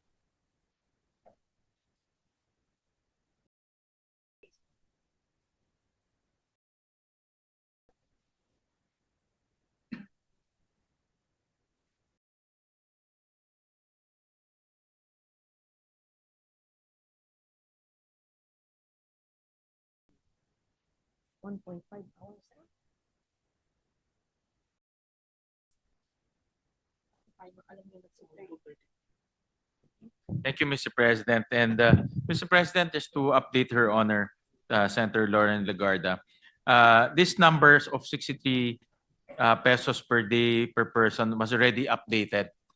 It increased by about 18 to 27%, Mr. President. No? So the current value right now is at 655 pesos per family of 5. So if you divide that by 5, that's 131 pesos per day per person, Mr. President. So na-update na ho siya, Mr. President. Very good. Yes. Because in the DBCC, it was still, this was my question then, 3 months ago, and in between August and November, it was revised. We want to be informed and educated because at that time, it was still 63 pesos a day based on PSA figures. Does it mean, Mr. President, that the PSA had updated? Because I think there was an answer at the time that they said it was being updated, etc. So between the DBCC and now, the poverty thresholds were changed. Yes, Mr. President. It's no I was- longer 63 a day. And Yeah. what is it now, Mr. President? It's 655 for a family of 5. If you divide that per person, that's 131 pesos per day per person, Okay. Mr. President. So it was just Thank you. recently updated, Mr. President, because the survey was just recently concluded or recently put together. Thank you, Mr. President. It more than doubled then. Yes, Mr. Uh, President. And also but- they adjusted the food prices, Mr. President. That's the Yes. most important. But does it mean that the inputs of every government agency relied on these updated figures? Mr. President, remember the NEP was made the first semester of 2025. It was submitted to Congress in July. Even if there's a NEP revised, it is not all agencies. But between August, when we deliberated on the NEP, and now the PSA provided the agencies with the amended poverty threshold. How could all agencies in 3 months amend their submissions when the NEP was already submitted to Congress by June or July? But Mr. President, we have real-time coordination with the PSA and DSWD. I think one of the most one program that will definitely be affected by this reduction in or increased in poverty threshold is the 4-piece program, Mr. President. So we coordinated with the DSWD on this aspect. Sorry, with the PSA and the DSWD with this aspect, Mr. President. So mag-a-adjust ho kasi mga poverty-related programs ho natin. And during the hearing, I remember we asked the PSA about this poverty threshold, also with the adjustments in terms of the number of 4-piece beneficiaries, and we adjusted it accordingly, Mr. President. Thank you for that, and I'm glad the good sponsor mentioned about the SWD and the 4-piece program. Maaapekto din yan yung SLP program, yes, as well as not just AIX, SLP, but also the senior citizens pensions. I'm not certain how, which has been in a backlog for a long time. Perhaps the kabuhayan programs of DOLE would also be affected. Perhaps the OST's CES program, Community Empowerment and Grassroots-Based program will be affected, and many other food security programs of DA as well, and the other programs. I hope that, because I will ask each agency about the adjustment in the poverty threshold, because when they prepare their NEP for the July submission, and you said that the PSA had changed the figures, and this is a dramatic increase from 63 to around 135. Is it per person? Because it was 600 plus divided by 5 for a family of 5. So and the agencies that prepared their budgets had the 63 in mind. I hope that it's not just the SWD, but I would be happy to be enlightened at the proper time how the agencies adjusted based on the poverty threshold levels of the Statistics Authority. Yes. Since the PSA is the government's repository of poverty statistics, all programs of the government related to poverty, whether it's in the DSWD or the Department of Agriculture or the Department of Agrarian Reform, they will all refer back to this new poverty data, Mr. President. And the good news is poverty is going down in our country, Mr. President. So meaning income is going up, even though the threshold has gone up, but income is also going up because of job opportunities and also a growing economy, Mr. President. I will not debate with you regarding that, even if I may have a different point of view, Mr. President. Yes.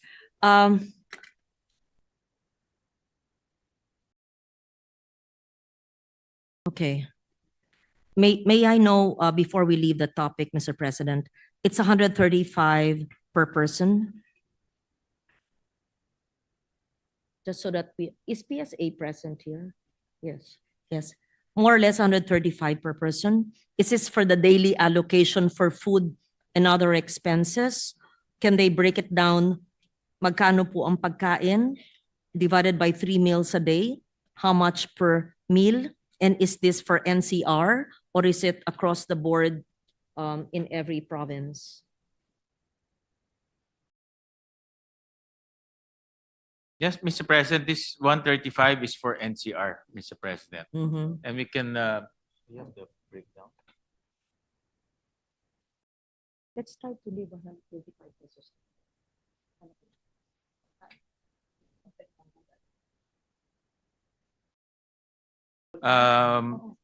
Out of the 35 peso per person per day, Mr. President, 85%, 85 pesos is allocated to food, Mr. President. Okay, 85 divided by 3. 3, But this is 27 pesos per meal. Sige, I will not belabor the point because it's very painful, even if we increased it already. Nagbibiro ako dito pero hindi biro. Subukan natin kung paano yung 130 a day. Kung magtatanim ka naman ng sariling pagkain mo, baka sakaling kasya. And my final question for the moment, Mr. President. These are the figures that I have. Please correct me if the figures are not accurate.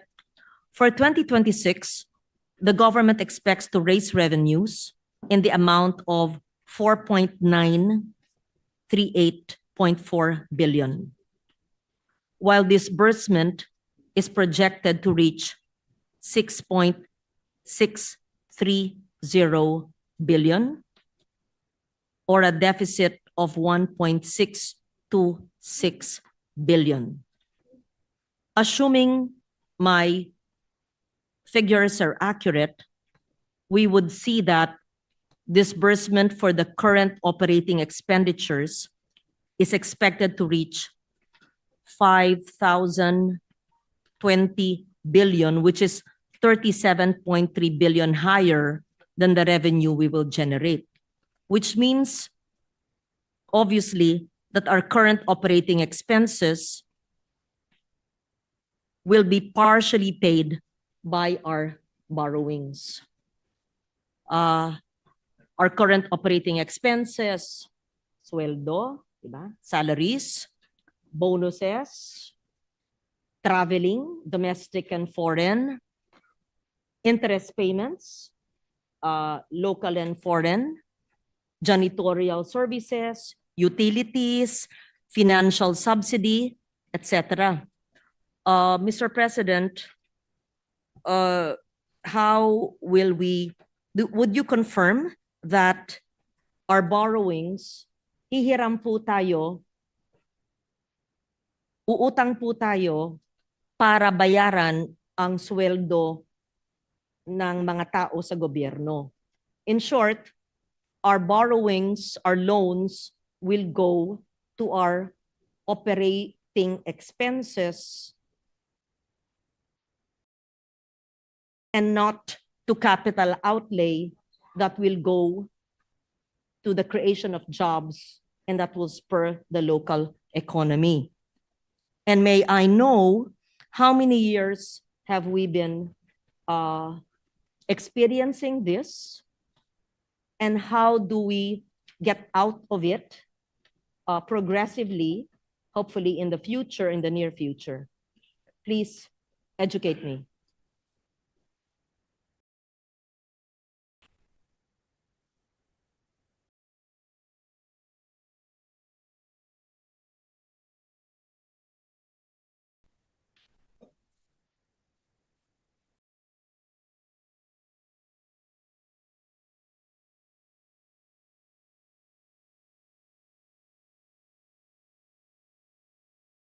Saan yung listahan ko ng GOCCs na yun?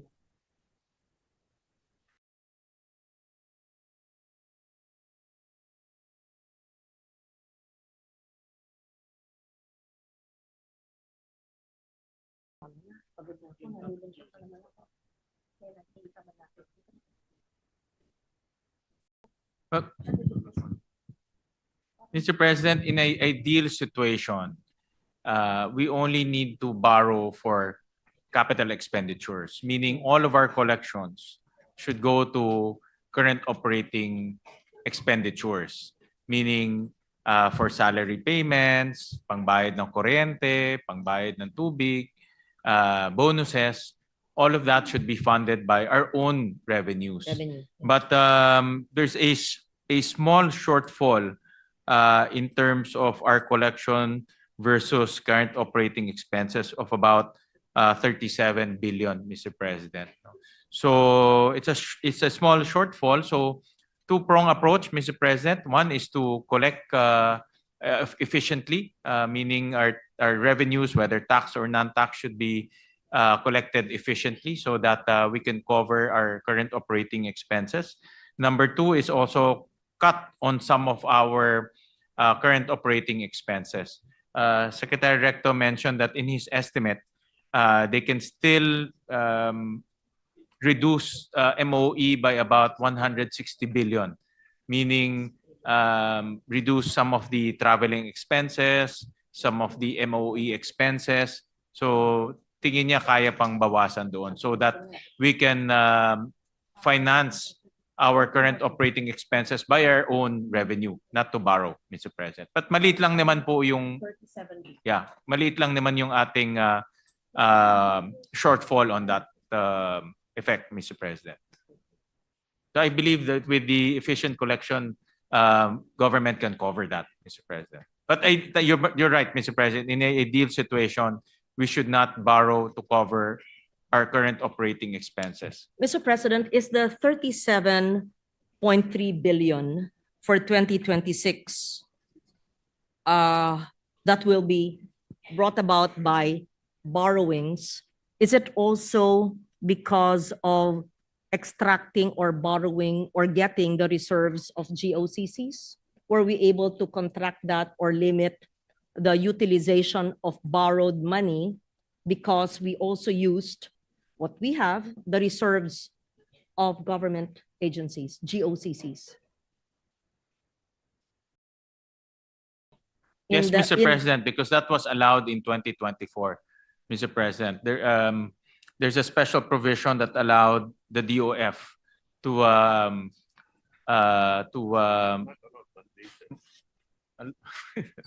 sabi ko allowed, sabi ni Secretary Recto, mandated, but authorized the DOF. I think malaking debate ito, Mr. President. But because of that fourth special provision, Secretary Recto is saying that the DOF was mandated to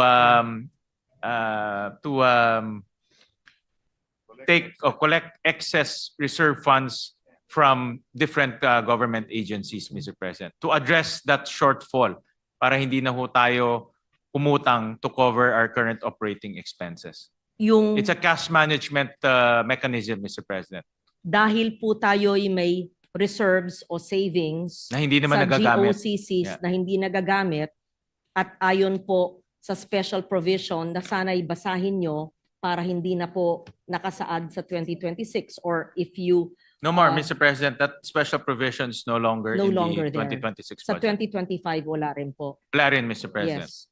Can you read into the record the 2024 special provision? And do you, if you say that government was mandated to follow it because there was such special provision, but it will no longer be there in GAA 2026 and it is not in GAA 2025? It's in special provision. Anong number to? Special provision D. Fund balance of the government-owned and controlled corporations from any remainder resulting from the review and reduction of the reserve funds to reasonable levels, take into account the disbursements from prior years, Mr. President. Ito pala, mayroon palang susunod. The Department of Finance shall issue the guidelines to implement this provision within 15 days from effectivity of this act. Yan. Yan pala yung sinasabi ni Secretary Recto, Mr. President. That was only for 1 year, Mr. Only for 1 year, Mr. President. President. Yes. Which GOCC was that? Was this the PhilHealth? PDIC and PhilHealth, Mr. Yes. President. What was the total then?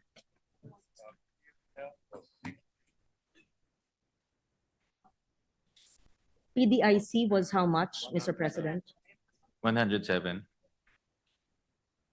For PhilHealth, Mr. President, it's 60, and for PDIC, it's 107 billion, Mr. President. PDIC, magkano po? 107 billion. 107B. B. And PhilHealth, 16. yes.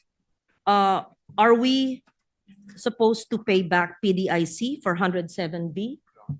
No, no need. Mr. President, according to Secretary Recto, no need to return the funds, Mr. President. They have more than adequate resources to cover what they need to cover, Mr. President. For PDIC. For PDIC. How about for banks. PhilHealth, the 60 billion? Yes.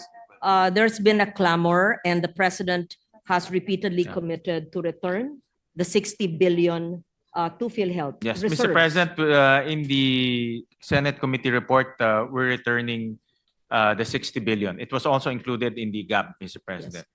Just to be clear, Mr. President, the NEP with the 60B, I think Senator Pia will question during her time in DOH, ayokong pangunahan si Senator Pia, that the computation may not have been accurate based on the syntax law, but let her explain that. And clearly, the 60 billion, again, I'm not certain if that's accurate, is not the payment for PhilHealth because that is the allocation based on the implementation of the syntax law. So hindi po yun. Earmark na po yun. Yan, alam ng health advocate expert.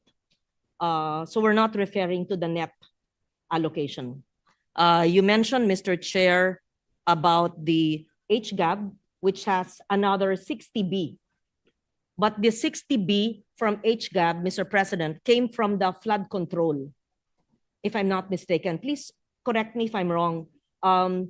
It came from an agency, perhaps the DPWH flood control, which was moved pambayad utang sa reserves ng PhilHealth.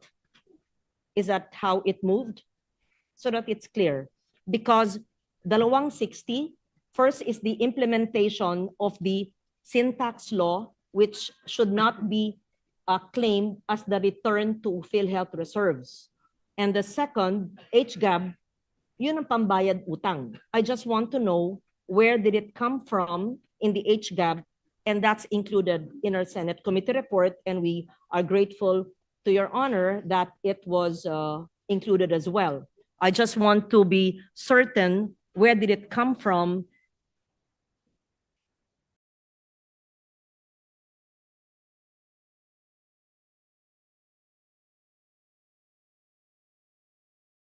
Yoli, di ba yung sabi mo? But Mr. President, originally in the NEP, there was a 53 billion subsidy to PhilHealth, and that is supposed to be coming from the syntax allocation, Mr. Yes. President. And the 60 billion, you're right, Mr. President, it was carved out of the flood control, is meant to return that 60 billion pesos that was remitted to National Treasury, Yes. Mr. President. Thank you for that answer, Mr. President. So it's very clear we have the earmarked allocation based on an existing law syntax na ayon sa ilan sa ating kasamahan ay kulang, but we'll tackle that in the DOH budget. Now, yung bayad utang po sa tinanggal noong 2024 ay nasa HGAB, which is Senate retained. Yes. But my question is, we or the government, the executive, took it out from reserves of PhilHealth. Should it not return it there? And in what process should it be returned? Because it is going to be in the GAA with earmarked expenditures not in the reserves of PhilHealth where it came from.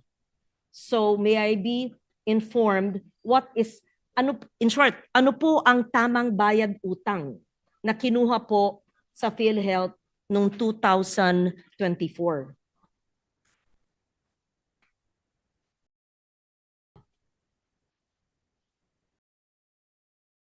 Okay, Mr. President, I was just clarified that the 60 billion that was taken from PhilHealth did not come from the reserves, Mr. President. It was a fund balance, meaning yun talaga yung natitira nila na actively being used for their case rates, Mr. President. So since it was substantial at that point, yun ang renimit sa National Treasury.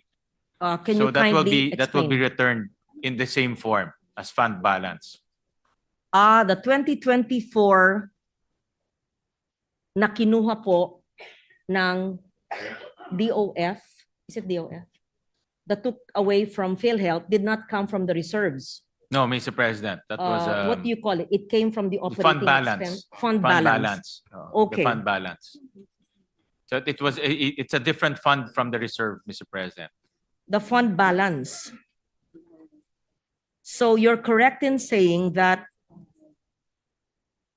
under the NEP of 2026 na 53.26B, hindi ito yung bayad utang.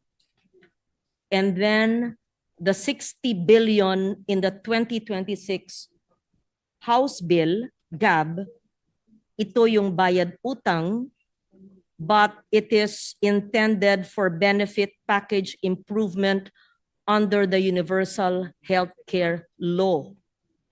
Is it a lump sum? Is it already allocated, earmarked? And would this, saan po nanggaling ito? If it's not from DPWH flood control, but it came from the NEP. It came from somewhere, an agency.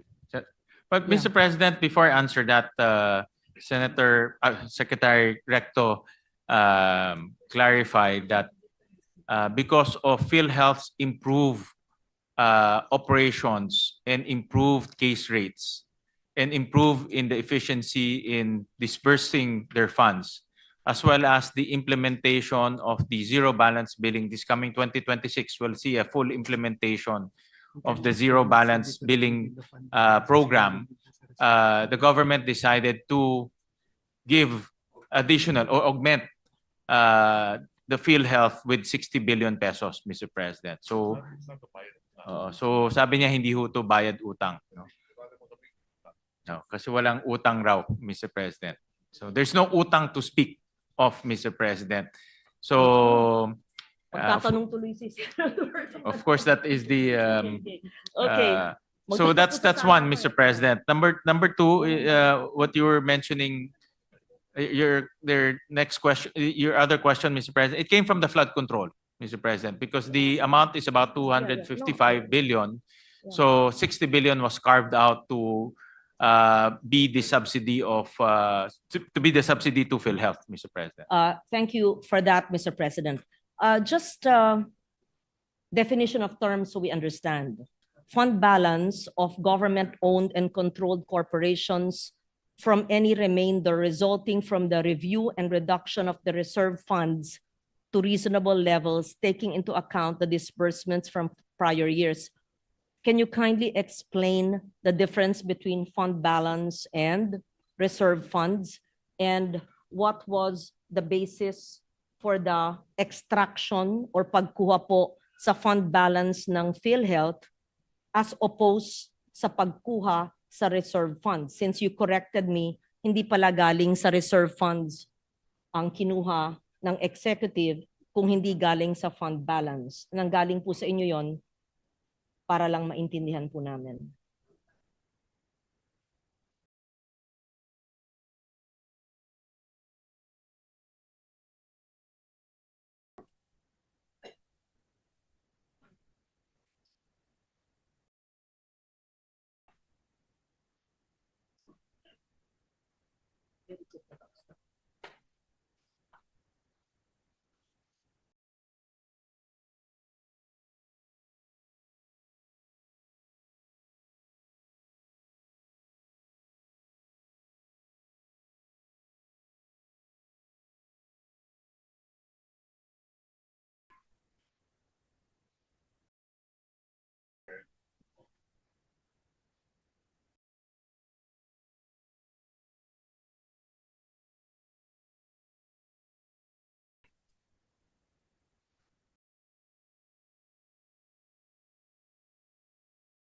May utang ang gobyerno sa PhilHealth kasi walang earmark allocation sa GAA.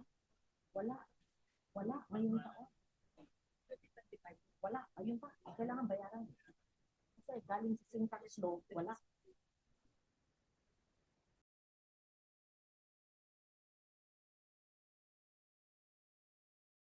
Tatlong 60.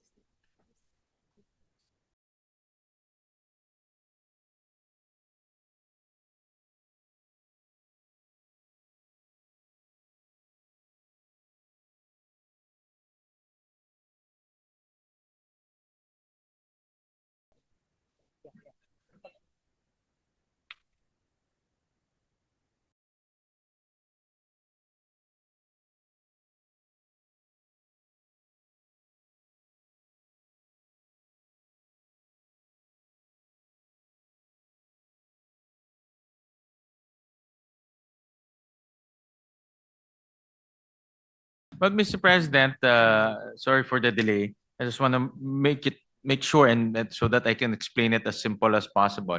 So the fund balance is the money available after deducting the expenditures for their case rates, Mr. President. So meaning benefits for their members, meaning ito yung natitira after their revenues, after their subsidies, and after the expenses. So merong natitira doon close to about 480 billion at that time. And because of that surplus fund of 480 billion, the DOF, the PhilHealth remitted 60 billion from that 480 billion, Mr. President. That's outside of the reserve fund. Hindi pa ho yung nasa reserve fund. No?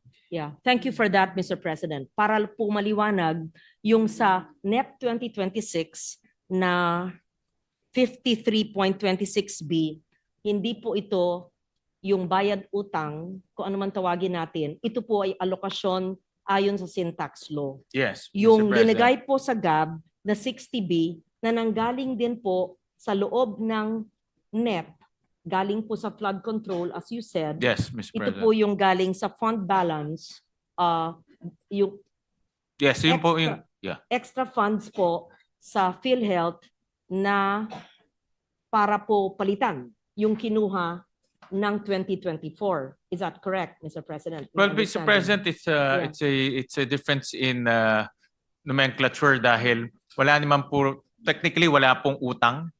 So wala pong binabayaran na utang. Pero binabalik lang yung 60 billion. Sinole. Siguro yun. that's a right term. I mean, it's- Sinole. Okay. No? So if you don't like to consider bayad utang, Hindi bayad kasi utang. wala ho. naman kontratang Correct. umutang. So, So, tama. Sinole lang po yung 60 billion because sinole. nag-improve na yung, una tumaas yung case rates. No? Okay. And then pangalawa, nag-improve na yung What efficiency. is the right word so that I use what is Return, correct? I think. Or Hiniram. Restore or return Restored. the 60 restored. Oo. So it was borrowed. No, hindi Sinuli po, eh. hindi ho utang siya. It was O hindi utang, walang interest. Hindi correct. utang. Tsaka hindi ho Sige. siya dinimit ho because of the excess fund balance. So it was transferred and now it's being returned. Ayun. Yes, it was That's the politically correct term. it is Mr. the Chair. technically correct term, Mr. President. Okay, para lang maliwanag po, may pangatlo pa pong alokasyon na hindi ko pa nakikita. Ay yung earmarking po ng syntax law na nasa NEP ng 2025 ay wala po sa GAA 2025. I understand there is no subsidy for PhilHealth this year. Ito po yung issue na sinabi din ni Senator Ontiveros. I think she will ask that as well. So, naghahanap po kami ng tatlong 60B. Yung sa NEP 2026, ayon kay Senator Pia, siya na magtatanong kulang. Yung hiniram pero sinole, nasa GAB, nandiyan na po. Sana wag mawala hanggang BICAM.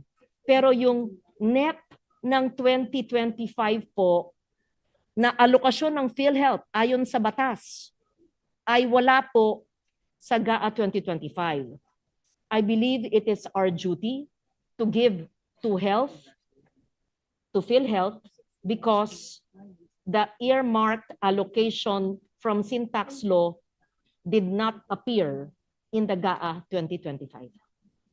I'm just stating that. I am not the chairman of the committee, but that is what the principal author of the Universal Healthcare Law and the healthcare advocate, Senator Risa and Senator Pia, have told me, which I joined them in that advocacy. I just like to put on record, we are grateful that the HGAB carried the 60B and it's been returned from the 2024 taken out item, if you don't like to use borrowed amount. But the earmarked syntax allocation in 2025 is missing.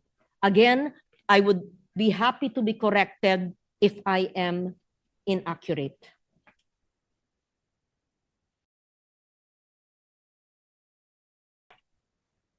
Well,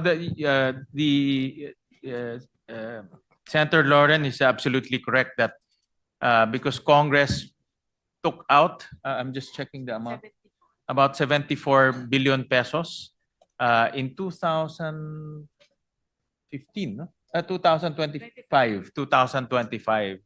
So in other words, that 2025 allocation for PhilHealth is supposed to be remittances from Syntax, Siguro po, Mr. President.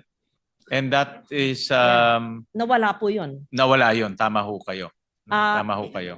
Don't we owe it to the people, Oo. Mr. Chair, that we cut more in infrastructure that are not compliant with TRIP or coordinates, as you would say it, etc., and put back what was missing in GAA 2025. Para po naibalik na natin ng gobyerno lahat ng nawala sa PhilHealth. Yan po ay pag-uusapan natin. Admittedly, the amounts are quite substantial, no? 70 billion pesos. Pero I get the point of Her Honor, Senator Lauren, and definitely po na dapat lang ho natin ibigay sa PhilHealth yung dapat ibigay, no? Ayon sa batas. Kung At ayon sa nagkamali po- batas, Yeah. yung Syntax, meron ho silang share doon. Yes. Kung nagkamali po at nawala sa GAA 2025, kayo po ang natalagang chair ngayon. At kayo po ay sumasang-ayon sa akin na karapat-dapat lang ayon sa batas ay nandun siya sa taong ito. Tingin ko po ating katungkulan na ilagay po doon. At kung hindi, tingin ko, hindi ako nagdidikta, ibalik, ilagay sa NEP 2027 na kasama pa rin yung earmark allocation dodoble dahil nawala noong 2025. Pag-aralan ho natin. This is Thank you my for the suggestion. suggestion. And thank you for pointing that out, Senator Lauren. It's a very good point. Important. Pag tinignan ho natin yung malalaking increases sa Senate version, unang-una sa edukasyon, pangalawa sa health. No? Dahil binibigyan natin ng napakalaking pahalaga po ang kalusugan ng ating mga kababayan. At especially after the pandemic, marami ho tayong mga kababayan talagang gustong makita na ma-improve po yung ating healthcare system. So pag-aaralan ho natin mabuti ho yan. Decision na ho to ng Kongreso at Senado. In fact, dahil Kongreso at Senado po ang nagtanggal ng pondo na yan in 2025. Hindi po ako pumirma ng BICAM kasi hindi po ako sang-ayon doon. Kaya po, pag-aaralan ho natin mabuti yan. Thank you for the openness of the chair. Thank you for agreeing with your colleagues. We just want to be compliant with the law and we mean well, but we are also understanding of the limited fiscal space. That's why we presented options to the body. Last na po. Warningan ako, 3 oras na po. Last na po. Binanggit po ninyo na uutang tayo para sa mga sweldo. Magtatanong I'm sorry. Yeah. Mr. President, Senator De Veros is seeking the floor for a short manifestation. Senator De Veros, you're recognized. Salamat, Mr. President, at sa gentlelady from Panay at sa ating chair. Nagpapasalamat po ako sa pagtulak ni Senator Lawrence sa isyung ito at sa pagbibigay daan din ng chairman. Gaya ng sinabi nilang dalawa, we are talking of at least 3 important items here na may kinalaman sa PhilHealth. At nagpapasalamat ako sa kanilang dalawa, Mr. Chairman, lumilinaw na mayroong earmark proceeds from Syntaxes na dapat na ibigay sa PhilHealth itong kasalukuyang taong 2025. Mayroon pong item na pinopropose para sa appropriation ng Kongreso mula sa executive para sa PhilHealth ngayong susunod na taong 2026. At may pangatlong item na itinanggal noong 2024 sa kasalukuyang 2025 budget. Kung bakit katulad ni Senator Loren, ako hindi po pumirma sa BICAM version nung nakaraang taon para sa kasalukuyang taon at kalaunan kami po ni dating Minority Leader Senator Coco Pimentel ay bumoto ng no sa kasalukuyang budget. Bukod pa dun sa napag-usapan namin earlier ni Mr. Chair tungkol sa unprogrammed appropriations. Pero yung usapin po ng termino ay napaka-importante. Hindi po ito nomenclature lang at hindi po sasapat ang pagiging technical lamang. We have to call a spade para matuto tayo sa ating mga pagkakamali o pagkukulang at hindi tayo uulit at ma-institutionalize din po natin ang best practices. At sabi din po kasi ng mga lola natin, cuentas claras. So anuman ang itawag ng DBCC o DOF ngayon na sasabihin nila hindi po ito surplus funds. At I remember nung simula ng debating iyan, tinawag nila itong excess funds. Kung kinuha man nila ito o hindi sa surplus talaga ng PhilHealth. Pero naalala ko, hindi lang yung tayo, karamihan nating mga miyembro ng PhilHealth, pero PhilHealth mismo ay hindi magaan sa loob nila. May sama ng loob sa loob ng PhilHealth. Kinuha po yung 60 billion pesos na iyan. At ang anumang bagay na kinuha na sa tingin ng marami ay hindi dapat kinuha, ay dapat itala natin bilang utang. Kaya po may mga health reform advocates na nagkaso laban sa atin sa gobyerno, sa Supreme Court, at iniintay pa natin ang ruling doon. At palagay ko, at gusto kong maniwala, kaya iniutos pa nga ni Presidente na isauli ang 60 billion pesos mula sa national government pabalik sa PhilHealth. So, anong tawag ko sa isang bagay na iniintay nating iutos ng Korte Suprema at una nang iniutos ng Presidente na ibalik? Ang tawag ko po dyan, Mr. President, ay utang. And sana mauna na ang national government magsauli niyang utang bago pa iutos yan, harinawa ng Korte Suprema. So, I will be merely manifesting briefly about this issue this afternoon, pero itatanong ko ng mas detalyado pag-consider natin ang DOH budget, Mr. Chair. At itatanong ko rin sa panahong iyan, sa DBCC o sa DOF, saan po ginamit yung 60 billion pesos na kinuha noon sa PhilHealth at ngayon, sa tingin ko lamang po, at ayon na rin sa utos ni Presidente at sana sa magiging ruling ng Korte Suprema ay utang na dapat ibalik sa PhilHealth. So maraming salamat po Mr. Chair, Senator Loren at Mr. President. Thank you, Senator Risa. And likewise, Mr. President, before Senator Loren resumes, just for the record, the total syntax collections for 2024 is 295.65 billion. So if we're to follow the law, earmark is 80% of the 50% collection syntax and sweetened beverage for PhilHealth and universal healthcare. Just for the record, Mr. President. All right, you may continue, Senator Loren. Thank you, Mr. President. Having said that, may we request the DBCC to submit, please, the utilization of the 60B that was borrowed but returned. Yes, or maybe it was not used because it's being returned.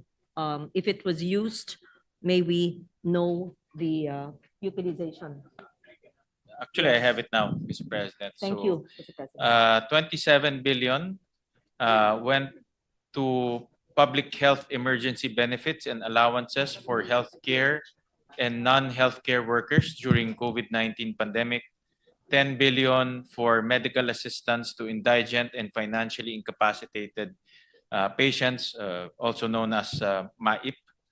4.1 billion for procurement of various medical equipment for DOH hospitals, LGU hospitals, and primary care facilities. 3.3 billion for construction of 3 DOH health facilities. 1.6 billion for health facilities enhancement program, and 13 billion for mandatory government counterpart financing for foreign assisted infrastructure and social development programs that will accelerate the delivery of healthcare services to remote areas and enhance the health and well-being of Filipinos by ensuring food security. So, yun po yung pinuntahan po ng pondo. Thank you for that and being ready with that, Mr. Chair. Just a heads up to DOH, I'm sure our colleagues will ask them if they, because of their very low absorptive capacity, especially since you mentioned they created or built health infrastructure for needy populations, etc. I hope they were able to do that. And I hope the funds are not with them still with half-constructed health centers and hospitals. So just so that they will be ready to explain to the body the utilization and implementation of such. Huli na po, dahil binanggit nyo na hihiram pa tayo ng 37.5 billion at sabi nyo ito'y maliit naman na amount para gamitin sa operating expense. Simple thinking, di ba ho, pag uutang pa tayo sa household para lang sa operating expense, di babaan na lang natin ating gastos para wag na tayong umutang. Mr. President, that's why Secretary Recto proposed in his estimate that MOE across different agencies can still be cut by about 160 billion, Mr. President. 160B. Yes, Mr. President. Yes. And So that is that's making expenses more efficient. may we know whether that is already contained in the Senate committee report? No, Mr. President, I just this was just conferred to me today, Mr. President. We're happy to note that the 160B cut in operating expenses, and that, of course, from 6.793 trillion with our cuts in questionable infrastructure projects and a further cut in operating expenses kung saan po tayo makakatipid. Does it mean, Mr. President, that we do not have to use our borrowings or our loans for salaries, utilities, and whatever operating expenses of government, Mr. President? Theoretically, yes, Mr. President, because the as I noted earlier, the balance between revenues and current operating expenses is negative 37 billion, Mr. Yeah. President. So theoretically less. So we don't have to borrow 37 billion to finance our operating expenses, Mr. Yes. President. Thank you for that, Mr. President. We will anticipate or look forward to seeing which of the MOE expenses in which government agencies will be cut. We will see. At the same time, we are also looking forward to reading the agencies which are non-trip compliant and the action which the chair will take in the non-trip compliant government agencies, assuming it is really a strict requirement of the DBCC and the economic team. I will yield now to my other colleagues, Mr. President. I truly appreciate your patience, your honesty and candor, and the economic team as well, so that we better understand the budget and we see how we can further bring down the losses and the system's loss, etc., so to speak. Thank you, Mr. President. Thank you, Mr. President. Mr. President, may I request for a few minutes suspension? All right. Thank you, Senator Luganda. Yes, session is suspended for a few minutes.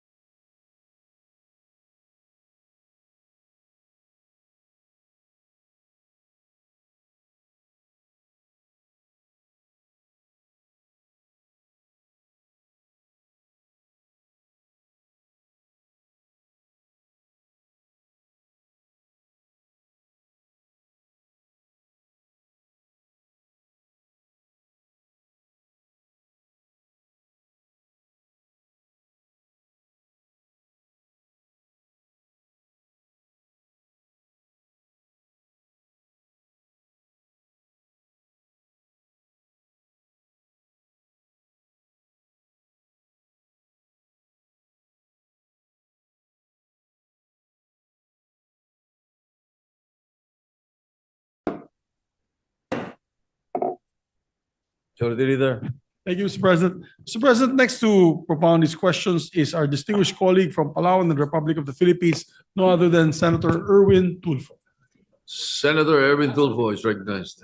Thank you, Mr. President. First of all, I would like to congratulate our guest here, who is the Finance Secretary, soon to be the Executive Secretary.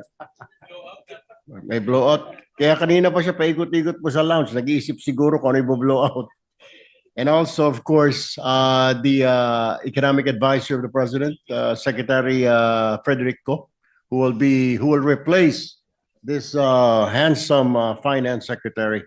Anyway, congratulations to both of you. That's according to the news report, though, Mr. President.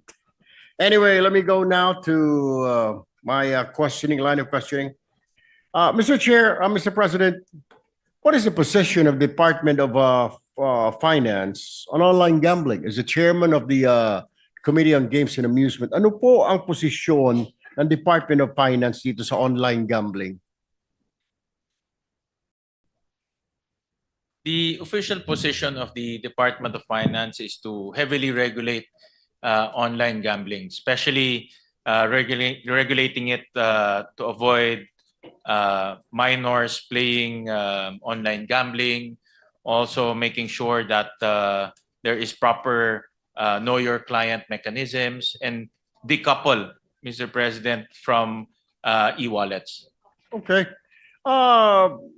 Would you happen to know, Mr. President, kung magkano po ang nare-remit ng mga online gambling companies na ito na revenue sa pamahalaan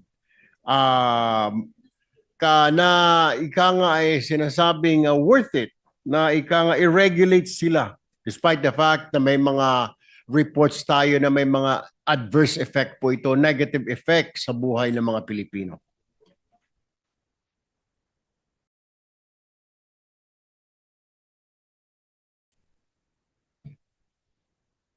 The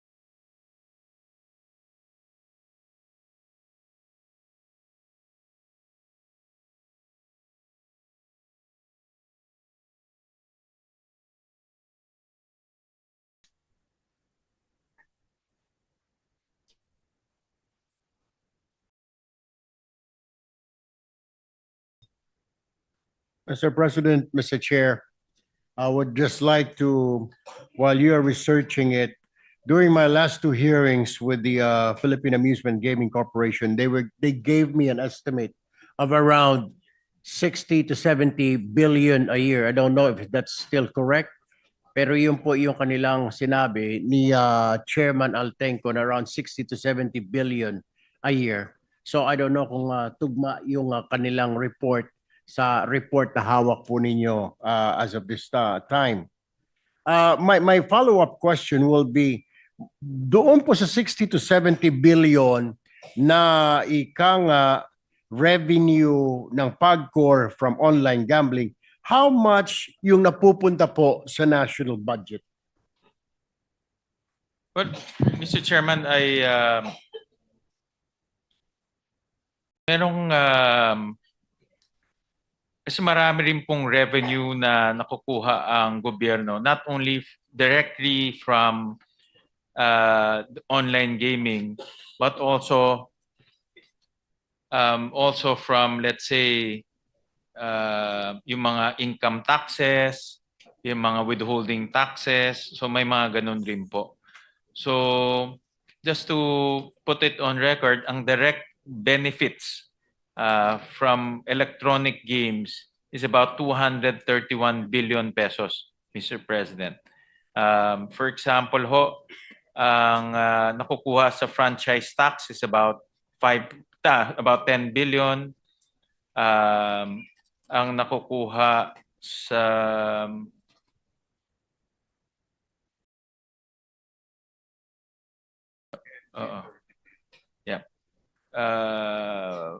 for example, itong sa BIR is about 5 billion. So, ang total po pag isusuma ho natin is about 231 billion, Mr. President, ang pumupunta sa gobyerno in terms of taxes, Mr. President.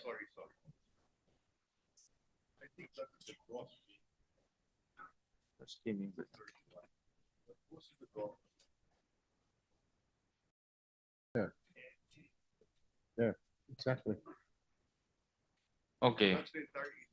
Yes. Okay, Mr. President, I stand corrected, Mr. President. So for PAGCOR, ang nakukuha ho nila is 60 billion pesos. For national government is about 30 billion pesos, Mr. President. All right, thank you.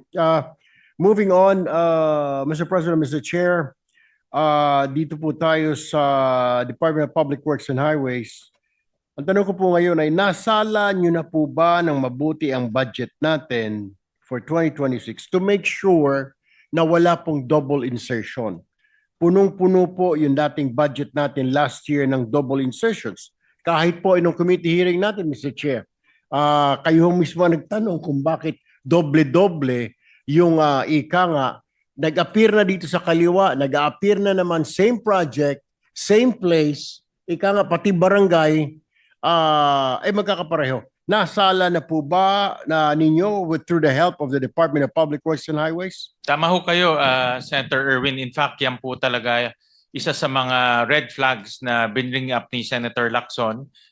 In fact, even during the previous briefing, budget briefings and previous budget hearings. So natanggal na ho natin yung mga doble-doble, tawag namin yung mga repeat projects, pati yung reappearing projects, meaning nandoon na siya sa 2024, 2025, tapos nag-reappear sa 2026. So ang amount na natanggal ho natin sa mga reappearing and also repeated projects, mga around 4 billion pesos, Mr. President. Mr. President, Mr. Chair, bakit po nagkakaroon ng double insertion? Is it intentional or ito po ay typographical error? Or is it wala lang, nagkaroon lang ng mental lapse yung mga tao natin sa DPWH o talagang sinadya ito to make some money, Mr. Chair, Mr. President? Actually, dalawa ho ang pwedeng dahilan. Una, tamad lang ho yung gumagawa nung DPWH budget kasi hindi niya, pwede naman po ilagay doon yung station number, pwede naman nila himayin isa-isa. Dito nga ho sa atin, ang kinuha ho natin para maghimay mga interns ng pamantasan ng lungsod ng Valenzuela. So kaya naman po gawin. Bakit ho hindi ginagawa ng DPWH? So tingin ko katamaran po yung umiral ho sa kanila kaya hindi ho nila ginawa. Pangalawa, pwede rin po yung maging source of corruption. Tama ho kayo dahil kung nadoble yung project, lalabas yung pondo ng 2 beses at mayroon silang discretion saan nila i-implement yung project na yon. So yun po ang delikado doon. Pwede nilang i-implement yun kahit saan, basta na doon sa lugar na yon. So may discretion sila para i-implement yung project na yon. All right. Thank you, Mr. President, Mr. Chair. Kanina po, while I was sitting on my desk, marami po ako natanggap na mga text messages na mga line of questioning daw baka pwedeng itanong sa ating chair ng finance mula po sa mga OFWs natin. They were asking, on-program appropriations, meron po ba tayong program appropriations for this year, for 2026? Meron po. For 2026, meron ho tayong unprogram, pero binawasan na ho namin yung line items ng unprogram po natin from 11 to 7, Mr. President. Ang tanong po nila, Mr. Chair, Mr. President, ay bakit kailangan pa ng program appropriations? Is it really necessary? Ito nga daw po, dito nagkaroon ng source of corruption, itong unprogram appropriations. Must we really have this program appropriations? And can explain why is it important or it is important? Mr. President, yun ang program ay ang source ng revenue ng ang program. Pag may excess revenue ang gobyerno or may additional revenue ang gobyerno, yung excess and additional, pwede niya nang gamitin to. So that's why meron ho tayong unprogrammed appropriation. Kasi, for example po, nag-declare ng dividends ang isang GOCC, no? At malaki yung dividendo niya. Yan ay nagiging source ng excess revenue. For example, meron tayong bagong tax measure na papasok this coming 2026. Yung additional revenue ay nagiging source rin ng program. Kaya ho, pag ginamit ho ng tama yung program sa mga tamang proyekto, nakakatulong ho siya. Kaya linimitahan ho natin yung paggamit ng program sa foreign assisted projects at AFP modernization na lang. Hindi na po pwedeng gumawa ng flood control ho dito. Mr. President, Mr. Chair, how sure are we at this point na magkakaroon tayo ng excess revenue when usually lagi tayong may deficit because of a budget collection and customs they're not meeting, Bureau of Internal Revenue, and so forth, itong mga revenue generating agencies. How can you tell at this point, Mr. Chair, Mr. President, na meron tayong excess para matustusan natin ang mga program appropriations? Di po ba kadalimitan tayo po ay naglo-loan sa ibang bansa, sa mga foreign banks para matugunan po ang pangangailangan or itong mga pangangailangan sa budget natin, because we always have shortfalls in our tax collection targets. May mga cases ho, Mr. President, na nag-excess tayo dahil, for example, ang isang GOCC kumita siya at mas malaki yung kanyang revenue, ang kanyang dividendo sa national government. For example, nakabenta siya ng asset o meron siyang malaking sales. So nakakapag-remit siya ng malaking revenue o malaking dividendo para sa gobyerno. A case in point here will be PAGCOR or POs, yung charity sweepstakes, yung PCSO. Kung malaki po ang benta ng PCSO, malaki po yung dividendo niya, nagkakaroon po ng excess. So that's one. Number two, kung meron tayong mga bagong tax measures, for example, marami tayong na-implement na mga tax measures last 19 Congress. So ngayon lang pinapatupad. So yung mga itong mga tax measures, ngayon lang ho natin mararamdaman yung mga bagong revenues niya. So itong bagong revenues, pwede pong gamitin to sa unprogrammed appropriations. Thank you, Mr. Chair. Thank you, Mr. President. Moving on, ito po ay texted the question sa akin mula pa po sa Dubai, mga OFWs natin. Natutuwa po sila, bagamat di po natutuwa ang gobyerno natin. Siyempre, ang laki na po ng ibinagsak ng piso sa dolyar. Sabi nga, our loss is their gain. Tanong po ng mga OFW, tataas pa po ba? Or hanggang kailan? Makaka-recover pa ba ang piso? Dinadasal-dasal po nila na sana hindi na raw po makarecover. What is your stand on this? Tatagal pa po ba ito? Aabot po ba tayo sa 60 pesos? Mr. Chair, Mr. President? Well, ang currency fluctuation, marami pong factors yan. One of which yung interest rate sa Amerika. So kung bumaba po yung interest rates ho doon, marami hong gustong pumunta sa Amerika at nag-depreciate rin ho yung ating peso. So maraming factors yan.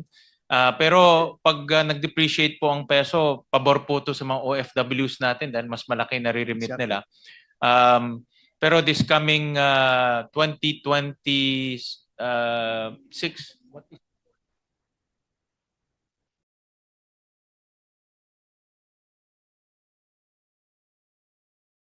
So ang forecast po for 2026 is between 55 to 58 pesos per dollar po ang estimate ng ating DBCC this coming assumptions this coming 2026. Kaso lang maraming caveat ho yan, no? Kasi maraming factors pagdating ng currency. That's one aspect na napakahirap po ma-predict dahil marami pong external factors. So, Mr. Chair, Mr. President, are you saying hindi po inaasahan natin itong sudden drop ng piso? Hindi po natin napag-aralan o nabantayan na ito po ay babagsak at this time, at this point?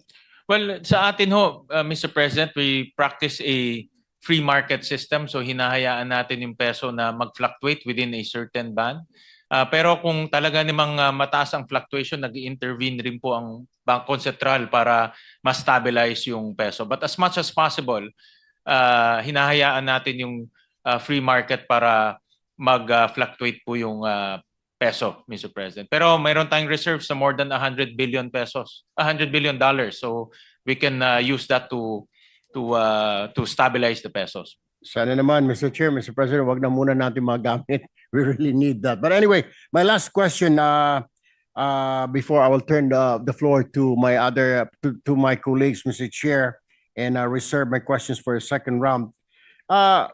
Mr. Chair, hindi ba kaya makompensate daw ang pagbagsak ng piso sa dolyar sa dami naman ng remittance, lalo na they're looking forward this Christmas season? Will it affect? Well, ini-estimate natin baka this coming Christmas it will appreciate because maraming ang papasok na remittances sa atin, so the demand will be bigger, no? So it's a demand and supply activity rin po. So kung mas marami pong remittance sa atin, baka tingin ko rin baka mag-appreciate rin ho siya.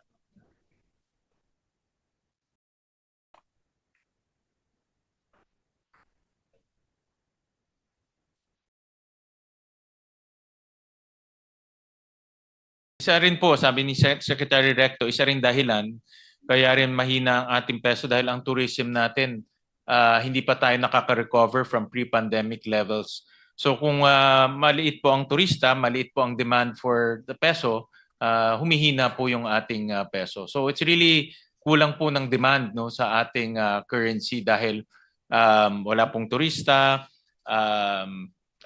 exports rin ho natin ay medyo mahina. Pero like you said, no, dahil nga papasok na ang Pasko, may demand na ho ngayon ng peso, tingin natin baka mag-appreciate pa siya ng konti. Okay, Mr. Chair, Mr. President, I'm sorry, just may papahabol lang po ako, nakuha ng question. Dito po ba sa budget natin for one last question, 2026, meron po ba tayo nakalaan para sa debt servicing natin, pambayad po sa utang? Meron po, meron tayong nakalaan for debt servicing.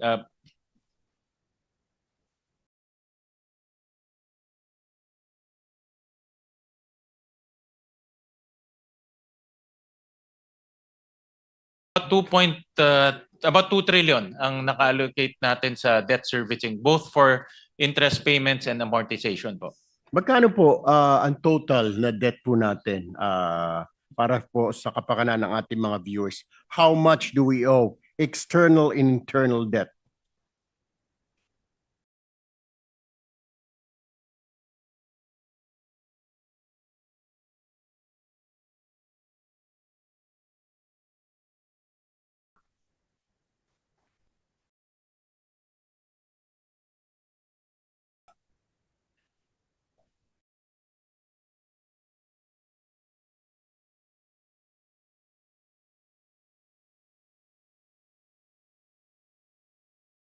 Ang ating debt stock right now, Senator Erwin's about 17 trillion, of which 70% ay peso denominated and 30% is dollar denominated or foreign denominated. Thank you, Mr. Chair. Thank you, Mr. Senator President. Erwin. Thank you. Maraming salamat po. Majority Leader. Thank you, Mr. President. Mr. President, before I recognize, with the permission of Senator Pangilinan, I just want to follow up the question of Senator Erwin Tulfo with the permission of the chairperson. If it's okay with Senator Pangilinan, really quick. On the issue on the games, yung e-games, may factor ba nandyan ang DepDep, the grandfather of DepDep, grandfather Balisacan, RC? We'd like to ask him, may correlation ba na pag-drop ng GDP because they say there's a drop in spending. The drop in spending could also be because naubos yung pera nila sa online gaming. Kasi we're attributing it to external factors like corruption, etc., etc. Pero parang hindi masyado, unless of course we slow down on our infrastructure spending because we have to stop the bleeding. So I think all the contracts in the government of the government in the countryside was slowed down. But would it be a factor also on online gaming? I just want to ask that because I may ask for an answer and then I'll show something lang po to the group.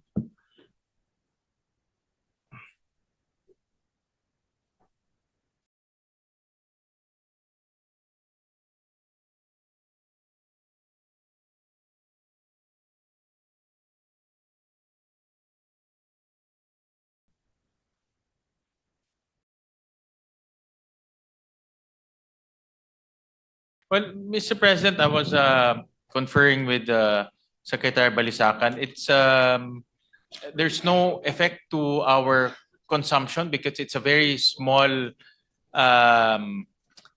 component versus our total household consumption. So very minimal effect. And at the same time, when you talk about household consumption, that's also considered part of consumption, Mr. President. So it transfers from one. You're consuming from one thing to the other thing, Mr. President. Yes, pero di ba it makes sense that if the padre de pamilya spends his money on the online gaming and because he loses the money or he doesn't make that money, he loses it, he doesn't take his children to the mall, they don't buy anything, they don't go to Jollibee, bahay lang sila. There's a possibility that can actually be one of the reasons why the spending is down, right? Because your spending power is diminished if you lose online. And I'd like to just point to I haven't brought this out. This is the first time because I had this placed in the Pulse Asia survey. September 27 to 30. This is going to be the first time that I'm actually going to bring this out to the public. Nung September 27 to 30, napasama po ako ng rider question about banning online gambling. Nakalagay dito, how much do you agree or disagree with completely banning online gambling in the Philippines? Or yes, agree, strongly agree, and agree is 90%. Taas, Mr. President. 90%. Cannot say if agree is 5% and disagree is 5%. So ito po, all across to NCR, Balance Luzon, Visayas, and Mindanao is agree. Yung NCR agree is 96%. Sa tingin ko mukhang maraming ganito pamilya. Opo. Yeah, Senator, Majority Leader, wala talagang kaduda-duda na nakaka-apekto to sa ordinaryong mamayan ho natin. Marami rin ako nakakausap. I talk to a lot of our ordinary citizens and nakaka-apekto ho talaga ito sa kanila. No? Kaya hindi ko kaduda-duda na marami rin ho sa kanila ay gusto maband o mas gusto rin ho nilang makitang mabigat ang regulasyon ho dito. O kasi kung yan po ang posisyon ng gobyerno na highly regulated, dapat siguro gawin natin to parang sweepstakes. I think sang-ayon din si Secretary Ralph ito eh. We talked about it one time. Na there are betting stations na lang that they can buy their betting cards, scratch cards in these betting stations rather than the e-wallets. Kasi the e-wallets, pati sa mga barangay sa Bukidnon, of course, napapasama sila dun eh. Alit na nga ng income nila dun sa probinsya, lalo na sa highly rural areas. Pag nawala pa nila yung income na yan, hindi na sila makabawi, hindi na makatayo. And they're baon lalo na sa poverty. So we're hoping that the good senator from Palawan, Senator Erwin, could come up with proposals on the bills so that we can already fast track this. Because obviously, if you get that number of people, that means maraming galit talaga. They're affected. Completely agree with you, Majority Leader. Thank you. Ako rin personally, I see that on the ground. Tama ho kayo dahil yung mga mahirap pag na-addicted sila sa online gambling, domino effect eh. Affected yung family nila, affected yung pag-aaral, affected yung ibang mga kailangan nilang bayaran at napakahirap pong bumalik ulit dahil of course yung kanilang income hindi naman po ganun kalaki. So I totally agree with you na dapat tignan na talaga natin itong online gambling at kung paano po hindi ito kumalat sa mga mahirap nating at ordinaryong mamayan ho natin. Thank you very much, Mr. Chairman. Thank you very much, Mr. President. We'd now like to recognize our good distinguished colleagues from Quezon City and Pampanga, Senator Kiko Pangilinan. Senator Francis Pangilinan is recognized.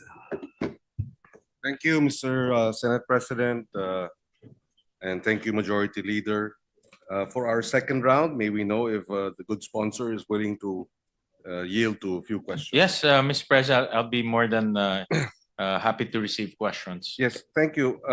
My first set of questions will focus on the rice tariffication measure and the current EO number 105 series of 2025.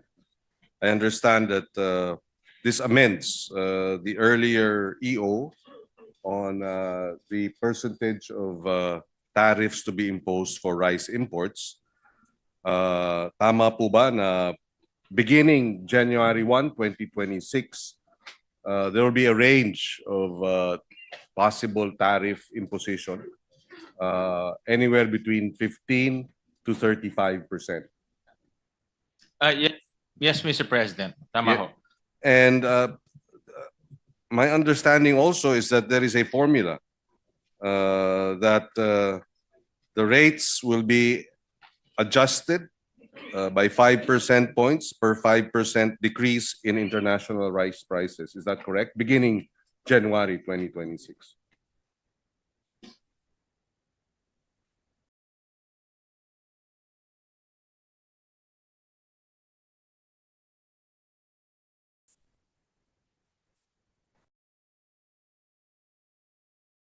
Yes, Mr. President, Secretary Balisacan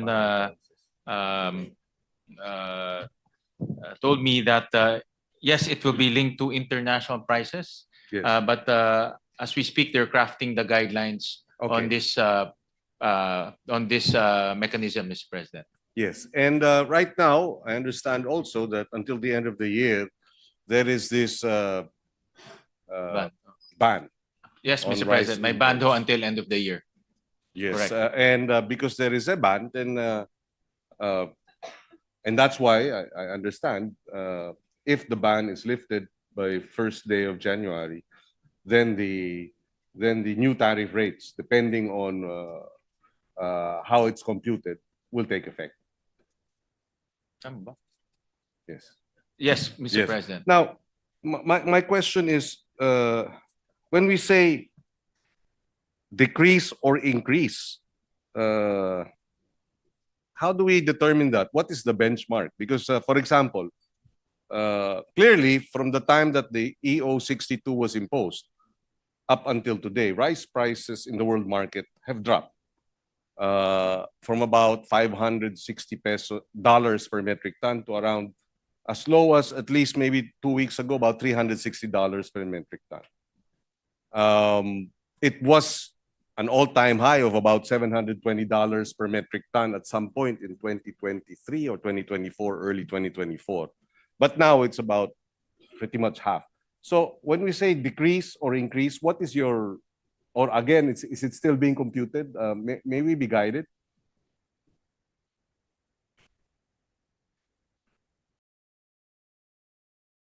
The reason why while they're making the computations, we're asking this is because precisely we brought down the tariffs to increase supply of rice in the local markets by way of enticing or encouraging importers to buy rice with lesser tariffs. Kasi mataas ang presyo ng bigas sa world market. Eh, hindi ba dapat nung bumagsak na sa 360, hindi ba? From 360 from 540, hindi ba dapat sana yung 15% na-adjust na kaagad? I know we're doing that now. And therefore, tapos na yun, but moving forward, how is the computation to be done? We'd like to better understand it. Well, Mr. President, the way I understand it is the objective is to stabilize local rice prices. Yes. And whenever international prices go down way below local prices, they will impose certain tariffs, no? In order to stabilize the prices, or in short, yung imported rice will not be overly cheap compared to the local prices, Yes, and because vice versa, it Mr. will have a President. direct impact on the incomes of our rice Correct. farmers, because why will we buy local rice, which is much more expensive to produce, when you can import it Correct. with very low tariffs? No? So yun, ano? So the tariffs will be based on how much international prices will fluctuate, Mr. President. But the objective is to stabilize the local prices so that farmers will still make money out of that stabilized local prices. But at the same time, we will stabilize supply also through importation. Pero Yes. hindi ho ganun kamura or not sobrang mura na makakaapekto po sa ating mga farmers. Well, I'd like to, as was earlier mentioned by the good Secretary of DepDev, that they are still formulating the Yes, guidelines. yes. The overall guidelines is still Yes. being formulated. But that has to be formulated in the next 2 weeks Yes, correct. or month. Yeah. I guess subject na lang to a submission to this representation and maybe the committee, so that we can better understand Yes. Thank you. moving forward and prepare our rice farmers, our rice traders, the sector would be interested to know how this is going to affect the trading of rice and importation of rice by January, by first quarter. So, Mr. President, the Secretary Balcasan mentioned their target is hopefully by first week of December. The guidelines will be out already. Yes, thank you. And it has a direct impact also on the prices of palay locally. This is precisely why the concern is to raise tariffs so that Domestic prices will go up. yes, and right now with the ban,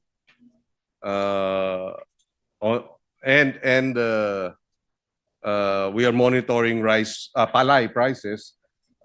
It went down as low as 8 pesos, but according to the PSA in October, it's now up to about almost 16 pesos per kilo of palay. So that there you can see the impact of managing the inflow of palay price of rice, imported rice into our markets. Apart from that, I'd like to think the traders are now concerned that because of the twin EOs,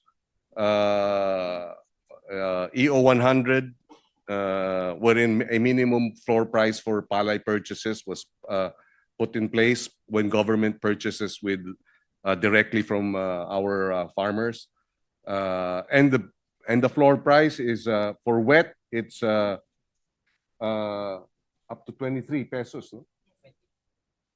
And the floor of 17 to 23 wet palay, and 23 to 30 per kilo for dry.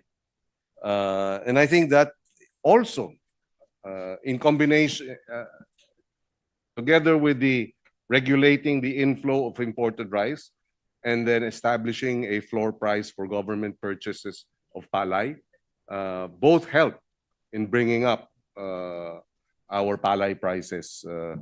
And therefore, we'd like to know how, moving forward by January 1, 2026, how the adjustments in the tariffs will play out so that we can anticipate its impact on palay prices. There will be a second harvest beginning February or March. So we would like to see how that will play out. And so we will await the guidelines to be set, to be approved by our economic managers. On the other hand, Mr. President, the drop in 15% of the tariffs definitely brought down our collection, our tariff collection. Do we have the data as to how much were foregone tariff collections from EO 62, bringing it down from 35 to 15? Because EO 62 was September 2024. We are now nasa November 2025 na tayo. So may higit isang taon na magkano ang hindi na kolekta.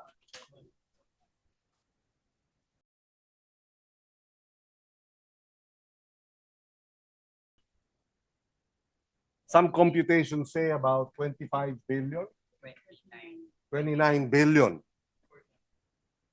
We ask this because these collections are supposed to go to the rice tariffication mechanization, seedling production, distribution, assistance. And there is the new law, Republic Act 12078, provides that 30 billion are earmarked. So, kung hindi makolekta dahil nga binaba ang taripa dun sa 30 billion na naka-earmark, saan kukunin yung 30 billion? Well, Mr. President, Secretary Recto mentioned that on the average, the foregone revenue is about 2 billion a month by reducing tariffs from 35 to 15%. And the total foregone revenue has already reached 20 billion pesos, Mr. President. Yes. Yeah. So now the question is, does not this affect the mandate of Republic of 20078?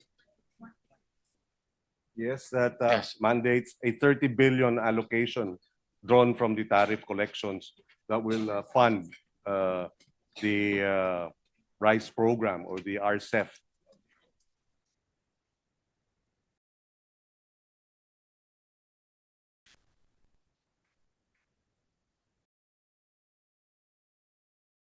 And this is until year 2031.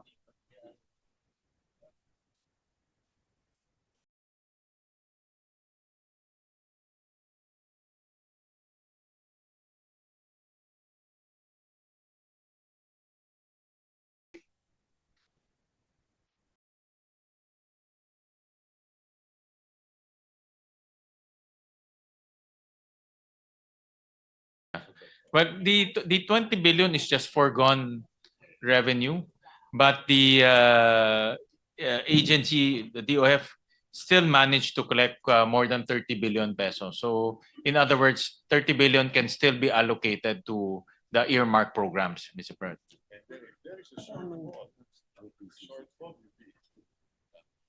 Yeah.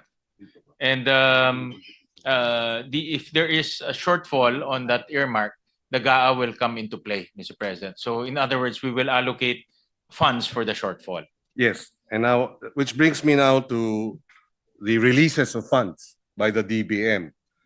My understanding is there have been communications between the Department of Agriculture and the DBM as to the amounts of 13.7 billion that have yet to be released, RCEP funds that have yet to be released. So, of course, our concern is if you've dropped tariffs and therefore there are foregone revenue, is that now a factor in not in the delay in the releases? But apparently the secretary says no, because we've been able to collect it anyway.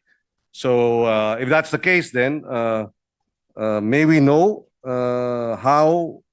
what the DBM intends to do with this unreleased RCEP funds of about 13.7 billion pesos. These figures were submitted to us by the DA.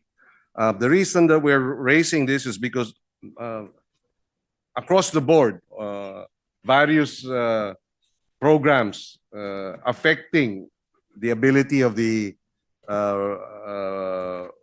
rice sector to be able to produce, improve its productivity is affected.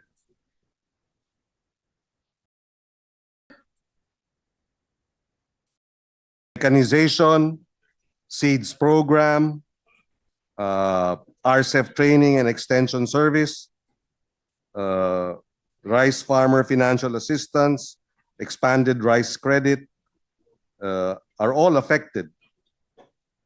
One immediate example would be some of the farmers are saying the seeds program, kinakailangan yung seedlings sa panahon ng pagtatanim. Pero lumampas na delay na dahil nga hindi na pondohan. So pagdating ng seeds, tapos na yung planting season, hindi na umuulan, apektado, no? So may we know through the DBM what is the status of the unreleased funds? Well, the unreleased funds recorded in the books of national government. So I think it's just a matter of cash management. So eventually it will be released later on.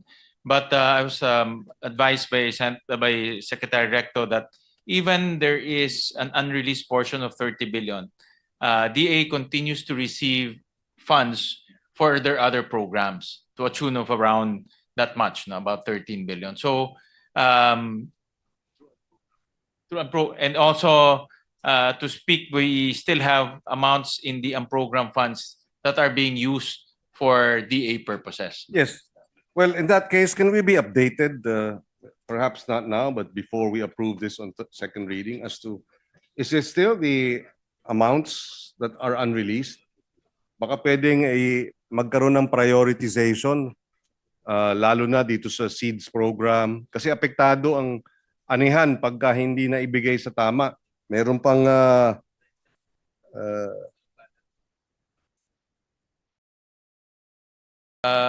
I was advised to date the balance is 9.7 billion. But we'll request from the agency a complete accounting of the RCEP funds. Yes, please. So Yeah. so we're down from 13 billion to 9 billion Yeah. So unreleased. nagre-release naman po. Nagre-release Yes. naman siya. Yes, thank you. Thank you for that Nabagal clarification. lang because of cash management. But just to place on record, and we hope moving forward we can address the delays, because Sorry, Mr. President, I stand corrected. The balance is still 13 billion, but the collection is 9.7 billion, Mr. President. No, so we'll just request for an updated balance, Mr. President. We'll furnish your office. yes, but just to place it on record, good sponsor, yung delay has ended up with several key programs being halted, the implementation. Yes. Mechanization support is on hold. The distribution of hundreds of hauling trucks and drying sheds are on hold. Training and extension programs of more than 18,000 beneficiaries are also on hold. And so all these will affect the performance of agriculture, the sector, Mr. President. And we'd like to see updates submitted maybe in the next 2 weeks. Yes, Mr. President, we'll request from DBM Yes. an accounting of the RCEP funds, including the collection and the releases, Mr. Thank you. President. We go on to another area.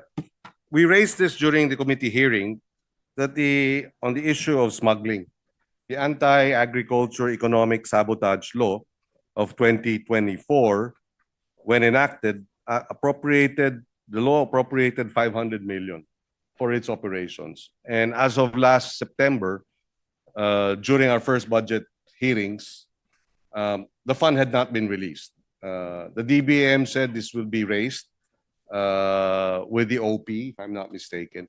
But may we know if the funds have been released by the DBM? 500 million, 1 year later, had not been released.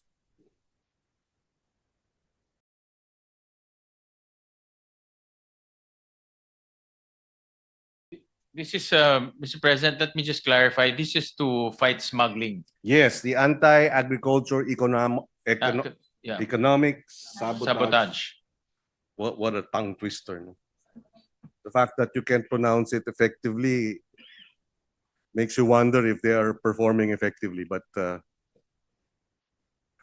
kidding aside.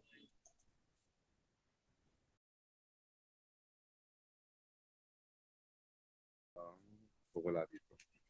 Wala pa rin po, hindi pa rin released. I was just advised by the DepEd, by the DBM, Mr. President. Again, may we have an update as to when this is going to be released? I asked this during our Yeah. budget hearing in September. It's already November.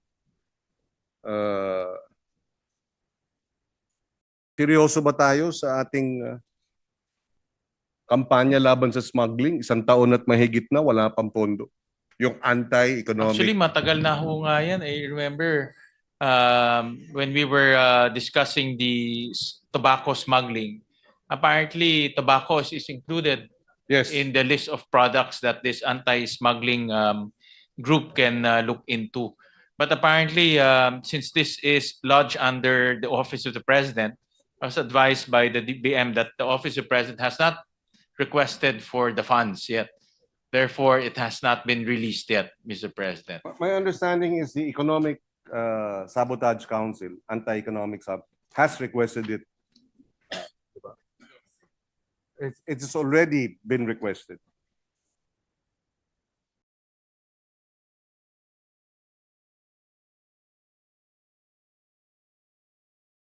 Mr. President, I was made to understand that it should be the Office of the President who should be making the request. Yes, in fact, it was the Office of the President's representative, Secretary Go, who sits as the President's representative in the Anti-Economic Sabotage Council.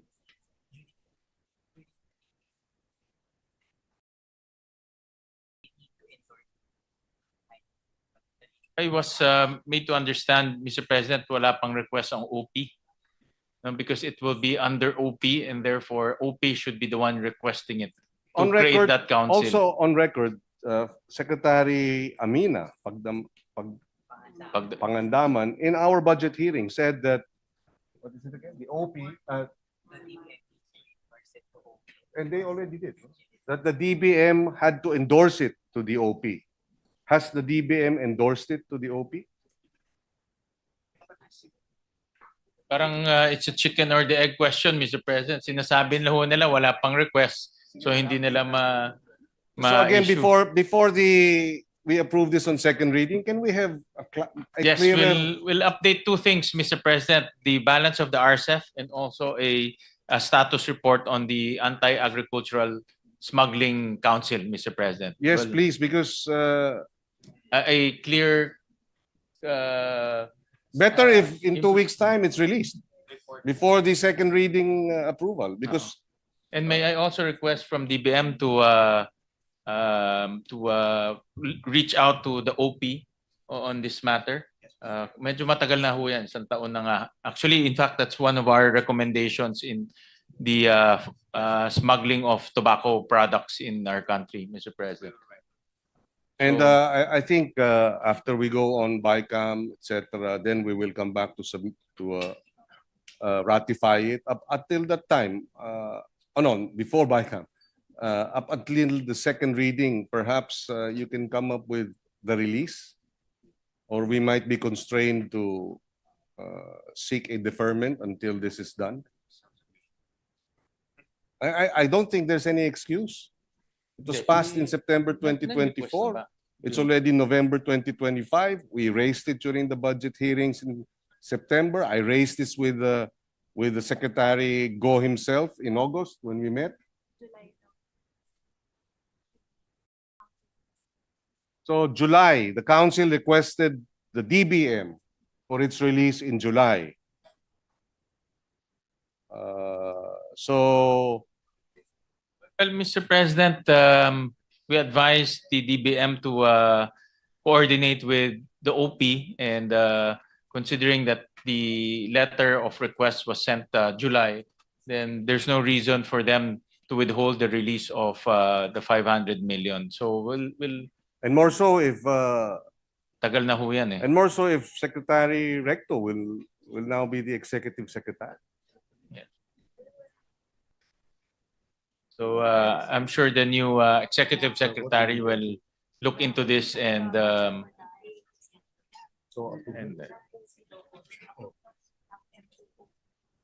Ano bang nire-request nila?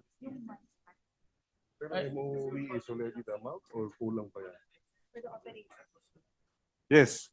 So anyway, he cannot officially make any statement considering that the announcement, he has not been personally informed. But we would like to wala hope pa- at least here in the halls of the Senate, he's still the Secretary of Finance. But hopefully, assuming the reports are true, I'd like to think that we have made it clear that the budget should be released. Yes, I agree with you. Like I said, this is one of the recommendations of when I was chairing the Committee on Ways and Means, one of our recommendations is to activate the Agricultural Smuggling Council so that they can also look into the smuggling of tobacco products, which affects our tobacco farmers. Yes, yes. And which brings me to my last point. Until now, we haven't jailed any Wala pa yata, Mr. smuggler. President. When, again, I will reiterate, the non-bailable offense of economic sabotage is 10 million pesos worth of agri-products. We have been confiscating billions of agri-products that have been smuggled. In the last 10 years, because the original law was 2016, non-bailable na yon. Pinalakas pa natin nitong 2024. Pero hanggang ngayon, wala pang nakukulong. Yung bodegero ang nakulong. Andun na yung produkto, nandun na yung kinumpis ka, daang milyon ang halaga, ang suma bilyon-bilyon, pero wala pang nasasampahan ng economic sabotage na 10 million ang threshold. Which is, for me, para tayong tinatawanan ng mga smuggler at mga financier.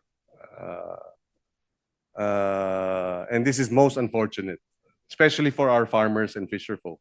Just the other day, I received the report of the Department of Agriculture, BPI, the Bureau of Plant Industry, because we were able to do an ocular on seized frozen chicken declared as chicken poppers. Value is about 12 million, again, above the threshold. And just the other day, the frozen chicken is positive for salmonella. And this is what we're bringing into the country. I had them test it for bird flu. Thankfully, it was not positive. But again, on record, ang nasa VAT ay 12 million pesos, 2 container. At sa totoo lang, ang realidad, sino ang magsasmuggle ng 2 container? Ang tanong, ilang container ang nakalusot? 2 ang nasa VAT, pero ang mga numero billion. So clearly, kung merong ganyang nasa VAT, ilan ang nakalusot? 2 container nahuli. Baka 15 container nakalusot. Ayun na. And that's why hopefully we will finally have a funder, smuggler. And mind you, this is mostly China products. Where I'm told, they buy it at salvage value. Ibig sabihin, patapon na. And then they bring it here. They put formalin and all other shelf life prolonging interventions and sell it cheap. So, we are poisoning our consumers. We are destroying our local farmers industry, our livestock industry, our poultry industry, our vegetable industry. And that's why our food prices are very high. And this is a commitment that we gave our voters, that we would address challenges of agriculture food prices. So hopefully, ma-release naman bago matapos ang taon itong hinihingi na 500 million. Dami-dami nating pinopondohan. Sana naman pondohan natin itong pinasa at ini-endorso mismo ng presidente. Si presidente na mismo nagsabi. Yung mga smuggler nasa gobyerno rin eh. He said that publicly. At hindi nahuhuli. So I'm just taking the cue from the president. And Commissioner Ariel Nepomuceno, who was my contemporary in UP. Of course, I was a little bit older than he. But I understand the reason why he was brought in was precisely because we need to address the problem of smuggling. So hopefully, we will see concrete results in this regard. Okay na to. One last question on the sugarcane industry development act. Section 11 of the appropriations provides for 2 billion starting 2016. But only 1 billion is appropriated every year. May we be clarified? Is this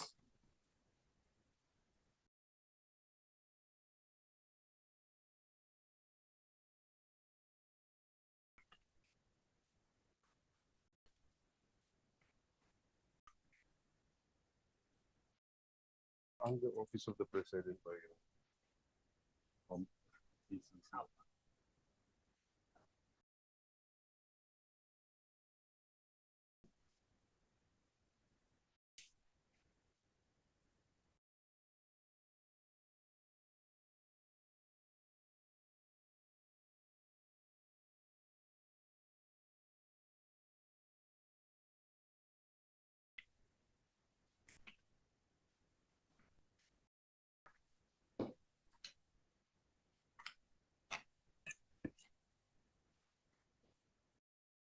Well, apparently, Mr. President, the utilization is very low. Utilization is very low.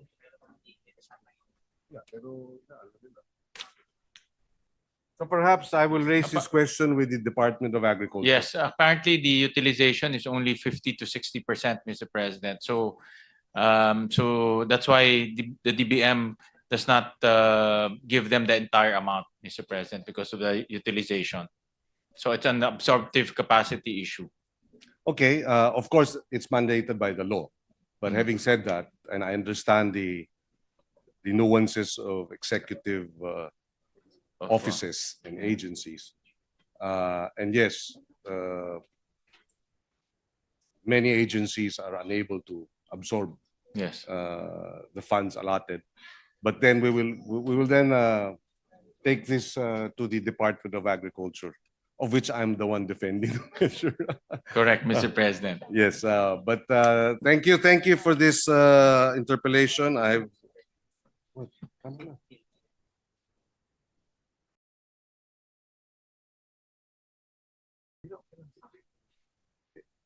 Thank you very much for the opportunity to get the answers from our sponsor, and we wish the Secretary of Finance all the best, the Secretary of DepDev, Secretary of DBM, and all the attached agencies. Maraming salamat, Ginoong Pangulo, distinguished sponsor. I terminate my interpellation subject to the submissions The that we are submissions, Mr. requesting President. before the approval on second reading. Thank you. Thank you very much. Thank you, Senator Thank you, Pangilinan. Senator Kiko, for your interventions. Maraming salamat po. Majority Thank you. Leader, We ask for minute suspensions, President. session is suspended.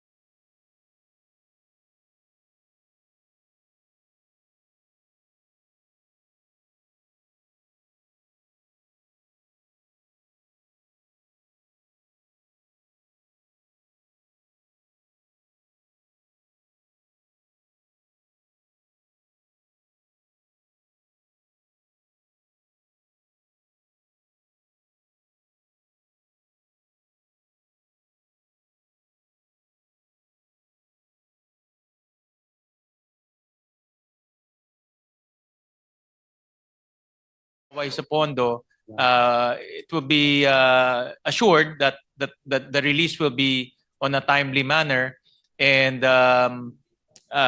the requirement to come up with a GOP counterpart will be there, Mr. President, as opposed to becoming uncertain, Mr. President. Well, that's good to hear. Thank you, Your Honor, Mr. President. No, because right now, probably we are facing one of the darkest hours in our government's history because of this biggest scandal that we are facing right now. Ang problema natin in the international community, there's no good news right now.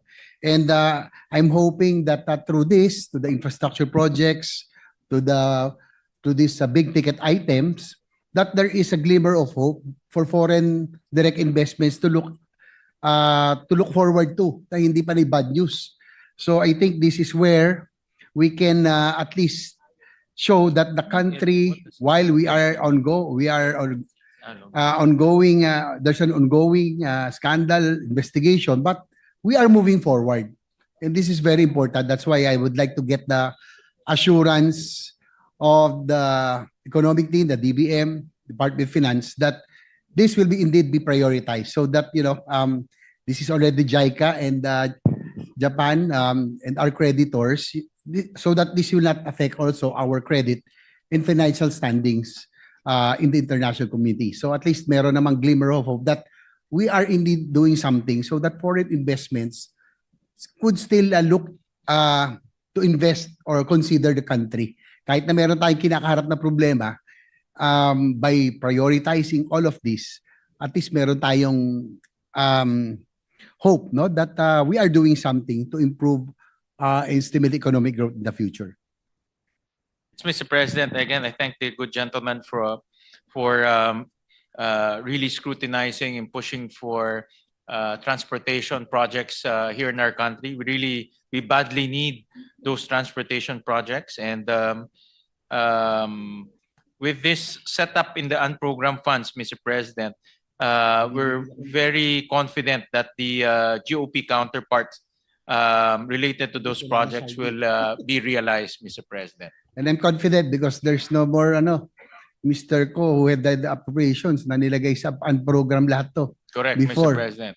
Oo. Nilagay yung kanilang projects sa priority program, while the priority projects, the foreign assisted projects were lodged under the unprogrammed appropriations. And I'm glad that with the Senator Gatchalian, with yours heading now the Finance Committee, I'm sure that you will not allow this to happen, so that we will be able to improve our credit and financial standing, especially when it comes to ADB, our JICA, and our of course the Japanese government, who have been very supportive of our infrastructure projects. Thank you, Mr. President, and rest assured that we will make sure that these projects will not encounter delay this coming new year, Mr. President. Last point, Mr. President, with regards to the bago lang din yung BIR natin, newly appointed at 2-3 days ago. Is he here? The new BIR? Is here. Okay, anyway, I'm sure it's not yet here, but I'm hoping that you will take note of this, because the BIR has intensified its campaign to strengthen tax monitoring and collection. While we recognize the support these heightened efforts, concerns have been raised regarding the excessive issuance of letters of authority, or LOAs. It was brought to our attention, particularly in the discussion with the European Union ambassador, the chambers of American and European chambers of commerce, even our colleagues, Senator Zubiri, that had the chance to talk to them, and that they complained that the excessive use of LOAs by the BIR has raised serious concerns among foreign investors. Such practice, if not carefully regulated, may create an atmosphere of uncertainty among businesses and discourage foreign investors who may perceive it as a sign of unpredictability or overreach in tax administration. It is therefore important to strike a balance between ensuring compliance and maintaining a stable and investor-friendly business climate. The challenges and uncertainties in the regulatory and tax environment act as a deterrent to potential foreign investors, contributing to the Philippines' lower ranking in the FDI restrictiveness indices compared to other ASEAN countries. My question is, what initiatives are being pursued by the DOF or BIR to ease investor apprehension regarding the perceived overissuance of LOAs, which has been linked to a decline in investor confidence? Thank you, Mr. President. In fact, I raised the same issue during the organizational meeting of the Committee on Ways and Means, because I remember among us senators, this issue came out during our conversation that the LOAs are weaponized. No? Sabi nga ni Senator JV na weaponized siya. And more often than not, the taxpayer would settle for a lower amount but given to parang under the table yung pagbibigay. Pero ito kasi mga foreign investors to, you know? These are foreigners and they won't dare to undervalue their tax declaration. So in that hearing, Mr. President, Senator JV, part of the reason also why a lot of these LOAs are happening is because the submission of documents are not complete or not accurate, or some of the documents are not in line with the requirements of the BIR. So we suggested to the BIR to also come up with information campaigns to the foreign companies. No, para yung mga foreign companies, maalam rin nila kung ano po yung kanilang i-submit. And if the LOA stem from lack of knowledge, then the BIR should do it proactively, because we don't want the LOAs to be used to pressure foreign investors, especially those who are here already in the Philippines doing business. So aside from that, Commissioner, do you want to add?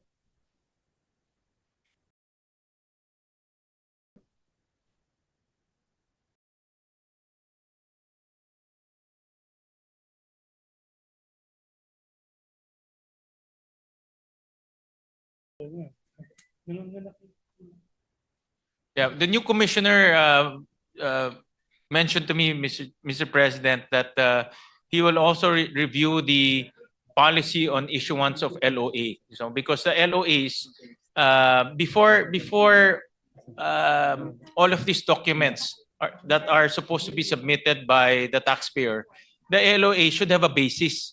No, kasi kung walang basis, hindi naman mag-i-issue ng LOA. So he will also review now the basis for the LOAs and also the policy in issuing a letter of authority, Mr. President. So the new commissioner is here, and he recognizes that the taxpayers are the lifeblood of our country, and especially foreign investors who are here. Nasa atin na, nasa bansa na natin sila. Pag masama experience nila, masama rin ang magiging imahe ng ating bansa. Mr. President, if I may just interject, if with the permission of the two gentlemen, yeah, yung ano lang, that's the frequent complaint, because I met with the Chamber of Commerce, American Chamber of Commerce, European Chamber of Commerce, with about 8 ambassadors. Their real complaint is that. Na the LOAs. And then ang nangyayari, nagkaka-under the table transactions. And also, my business folks, friends from Cagayan de Oro, so I'm based in Cagayan de Oro, ano na rin, nagiging ano na, parang sabi nila, it's that time of the year again. Na pupuntahan sila at LOA, negotiate, yung cheque, portion cheque, karamihan cash. Natatakot naman sila magsumbong, boss. Kasi kung magsumbong sila, alam naman nila, patay sila. Maharas sila. Is there a better way of is there like a system? Can we study best practices from other countries? Like how do they do it in Indonesia? How do they do it in Malaysia? How do they do it in Vietnam? Because these chambers are not complaining their secretary. They don't complain. There must be a system, right? So I was with your brother yesterday. I will not mention which brother, but your brother was telling me that same problem because of the wife. His wife was also harassed with LOA. And you know who I'm talking about. Kapatid mo yan, sister-in-law mo. And we were just talking about this last night. Kaya sabi ko nga, oo nga lahat naman ako, negosyante din ako eh. I'm also a businessman. So we all have that same problem. I don't want to pick a fight with the BIR. Nobody wants to pick a fight with the BIR. With due respect, sir, nobody wants to pick a fight with you. Natatakot kami lahat kasi at the end of the day, kami maiwan doon, di ba? Pero there must be a system in place. Hindi naman pwedeng ganun. I'm the author of the Ease of Doing Business. So kaya nga, dapat walang kakulangan kasi under the Ease of Doing Business, we have a citizens charter which enumerates 1 to 20. Let's take 1 to 20 requirements. Yun na yun. Hindi pwede mga anak yung requirement. And I notice pag mga permits, you're applying for permit certificates and licenses. Nanganganak yung requirements. Bawal yan under the Ease of Doing Business law. That's why we created ARTA. That's my baby, ARTA. So, sabi ko lang, sana boss, you're new. I hope that you can come up with some sort of system na talagang you can see the foreign direct investment is down. Something must be going wrong. Something must be going wrong. Nobody wants to invest in the Philippines. They're afraid. And those who want to invest in the Philippines only want to do it in PEZA zones, Mr. Secretary. They only want to do it, Senator Ralph, in the PEZA zones. They do not want to go to Bukidnon and open up a shop plant there. They don't want to go into Valenzuela or San Juan unless it's an eco zone. Kung hindi eco zone, ayaw nila makipag-deal sa lahat ng government agencies. There must be a problem. And I'm down to my last 2 years. And you know, when I started, I was so idealistic. I was part of the Spice Boys. Old Spice namin yan, si Val Precto kasama namin, Old Spice. At that time, we were idealistic. And now, you know what? At the end of the day, in my last 2 years, I'm like, nothing changed. Nothing happened. Nothing's still the same. They just became more crafty on how to do it. How to make, dilensya. So yun sana, in my last 2 years, maybe we can see some sort of shift. And I think this is an eye-opener what's happening now. Talagang eye-opener. Somebody said it has to get worse before it gets better. We need a reset button. I think we're number 3 in all the countries of ASEAN, the most corrupt. Wow. Wala na talaga. So, nakalimutan nga yung ibang agencies na kasi nakafocus na lang lahat sa DPWH. The DPWH made them all look like Boy Scouts, right? But the problem is it's still there. So maybe the commissioner, boss, we wish you luck. We will regalo you a bulletproof vest if you want. Be sure to be careful with the food that you eat. But you have to do the reforms. Kasi kung wala, I'm sure the commissioners, slightly younger than me, we all have families, the secretary's families. Ganito na lang ba? Pagkatapos ng 2028, becomes worse than ever. So yun lamang po, Mr. Chairman, Mr. President. I just wanted to give my 2 cents worth. I only remember this because I was with your brother last night and we were talking about this because of your sister-in-law complaining with her family business. Thank you, sir. Mr. President, Majority Floor Leader, with the indulgence of Senator JV. Go ahead, Senator Tulfo. Yeah, well, we're talking about the BIR, the Bureau of Internal Revenue, Mr. Commissioner. First of all, I would like to congratulate you for being appointed by the President as the new commissioner. And second, of course, all I can say is that, we'll be losing a good leader at the Department of Finance. Executive Secretary Office will be gaining a very good leader. Unfortunately, I really don't know what's going to happen. Pero, sir, tama po si Senator Migs. You really need to do something about this, your people sa baba. They are using that letter of authority in making money. Kung sa DPWH may flood control, sa BIR po is yung tinatawag na LOA or LOA. I have a lot of businessman friends and they're complaining. They even complained to my brother, Senator Raffy. Pareho ho, magkaiba yung mga kaibigan namin pero mabuti ho sana kung malalaking businessman eh. Ultimo nga maliliit, pinapatos eh. Ultimo yung mga hindi naman corporations, single proprietorship na business ang target nila. May LOA. Eh, syempre, ayaw nila magambala, then mareglo na lang. Kasi kahit na kompleto ho yung binayad, lahat ho may diresibo, some BIR inspectors, yung mga examiners, hahanapan po ng butas. Kulang ka ng ganito, kulang ka ng ganon. Saan yung ganito, saan yung ganon. Patingin nga ng ganito. Minsan, magbabacktrack pa ng 5-6 years ago. Saan ho nila hahanapin? I think, Mr. Commissioner, my advice is like, you have to review this kasi ginamit po yung LOA in money making ng mga tao po sa baba. All right? You really need to do something about it. Pangalawa po, hindi po ako believe sa mga regional directors ho ninyo. I think you need to do something. You need to reshuffle your regional directors. Kasi po, they're non-performing. They're not performing, I'm telling you. Pakitignan na lang ho, Mr. Commissioner. Okay. Tama po si Senator Mix. Ayaw po namin kaaway ang BIR. Lahat naman siguro tayo. Pero ang pakiusap ko siguro, sir, what we will support you, definitely. Myself and my brother will support you. Kung anong reforms ang gagawin niyo po dyan, we will help you. We will be backing you. Hindi lang po siguro kami, pati si Senator Win Gatchalian. Kung may mga plano po kayo. But I do believe it's high time that you do something there.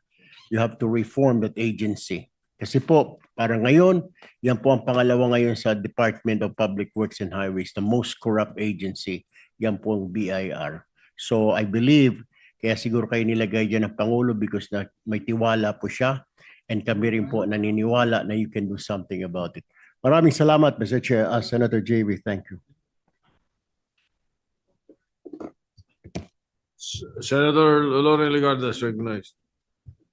The BIR is very close to my heart because one of my first jobs at 21 years old was to anchor a public affairs program called Progress Get Involved.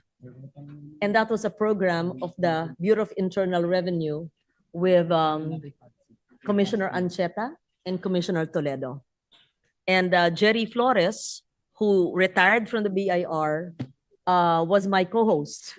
That was long before when you were kindergarten. Anyway, but that is not the point. And I will say this as a fact, pero lilinawin ko, hindi ko po linalahat. Maraming mabubuti, magagaling, na mga tao din doon, gaya ng ibang ahensya ng gobyerno. I would just like to say this. A few weeks ago, I will not name the ambassadors, just like Senator Subiri, I was asked to a breakfast meeting by the EU ambassadors who do not wish to be named. Long table. Yes. And they expressed extreme alarm over what's happening in the country. And I thought they were going to ask me about the flood control issues. And instead they said that that can be solved. You just bring down the cost and you make sure there's no corruption, and that is solved. But the bigger problem is the foreign-owned companies who are in the Philippines are having big problems, and that is with the Bureau of Internal Revenue. I hate to say this because I still believe in the goodness of the Filipino. And I believe there are many good women and men in the Bureau of Internal Revenue. And when they told me that, I could not answer. They told me many things, and I told them, it would be best, can you please write me a letter from their foreign chambers of commerce so that it is in writing, and give me the names of the companies that have received the letter of authority repeatedly, even after they've paid the correct taxes. It breaks my heart to say this because I looked at the BIR as my family when I was 21 years old that launched my television career. And I'm certain maraming matitino, matatalino, mababait, masisipag, just like in government. But they were very serious and they said, how can we bring in foreign investors when even those who are here wish to leave? It broke my heart. I could not answer. And I said, please give me the names of the companies and what went on. But they said, we'll just make it a general letter. And I decided I wasn't going to rise. But Senator Subiri said, why don't you say it as well? Because the meeting with you was different from our meeting, and it was more than a dozen EU ambassadors. Yes. So I just put that on record, Mr. President, still believing in the goodness of people in government, and there are, in the goodness of the Filipino, that mauungusan natin lahat ito. And when I faced them and I could not give them the answer on how to reform the so-called LOA system and the subsequent alleged, I always say alleged, informal meetings that brought to probably the exchange of money, I am not certain because I cannot judge. I don't have the details. So I put it on record because my colleagues had also received similar information. Thank you, Mr. President. Thank you, Senator Legarda. Just to continue, of course, we wish our new BIR commissioner the luck and also our support for the reforms. Hopefully that he will be instituting in the Bureau of Internal Revenue. But just to end, siguro susugan ko lang yung sinabi kanina, nabanggit po ni Senator Tulfo. Sa report po sa atin, nag-issue po ng LOA sa isang company, sa isang kumpanya, pero kasama po ang past years na bayad na ang tax sa mga taong yon. Yung isa naman po, isang LOA containing multiple taxable years. May isa din pong report sa atin na ang tax assessment ay 100 million, pero nagkaroon ng settlement na ibinaba sa 75 million. Ayusin na lang daw ang resibo. These are just some of the instances wherein there is questionable process. For the record, Mr. President, Your Honor, may we know the present policy or rule with regards to this para malaman din po ng ating makabayan na yung po sa with regards to the LOA, yung po bang past years when already settled, could the BIR still issue LOA regarding those years that were already settled?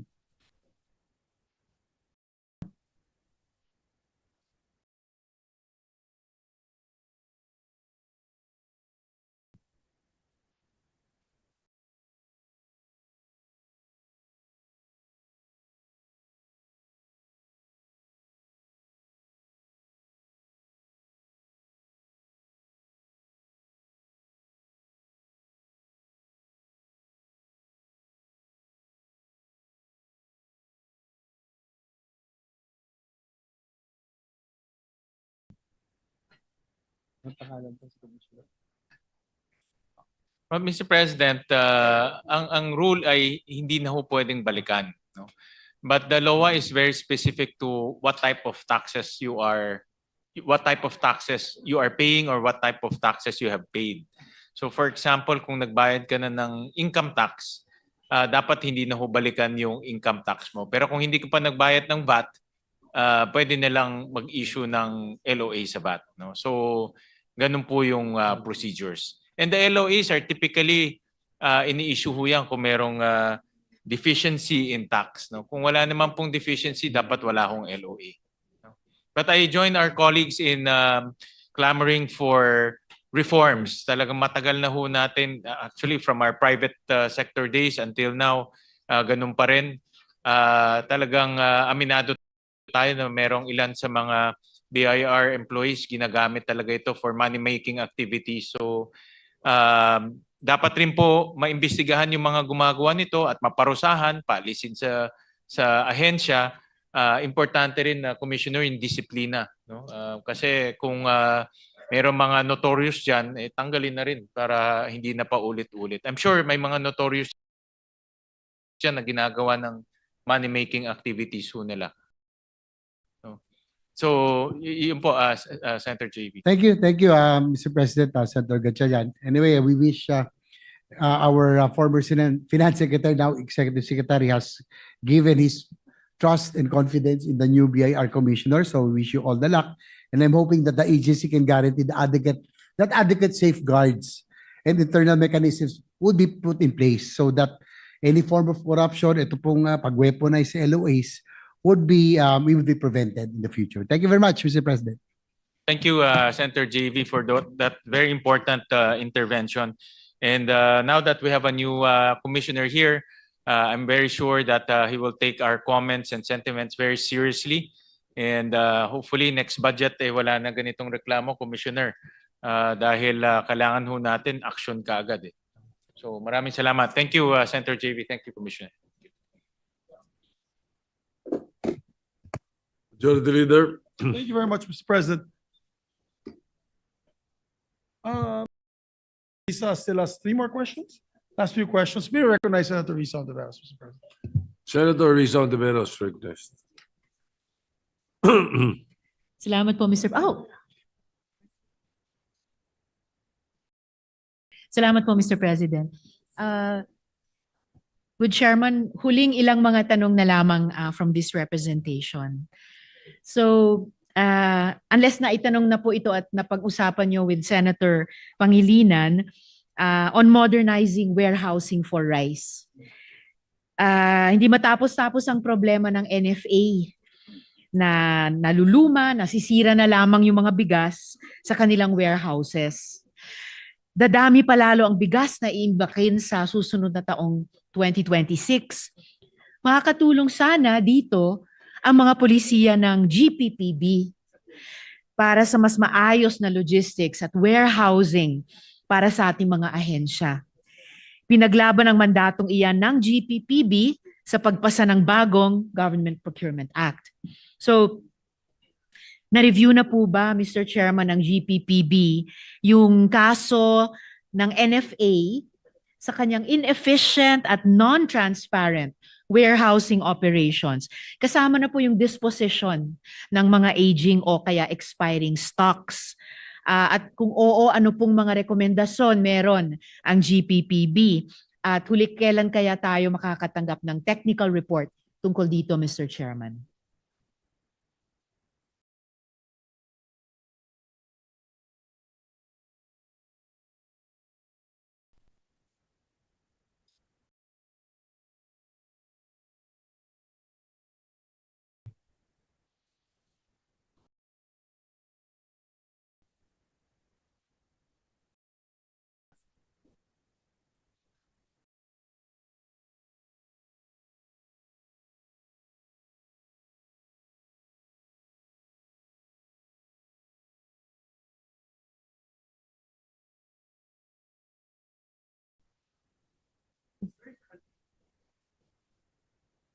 Mr. Chairman, Mr. President, thank you.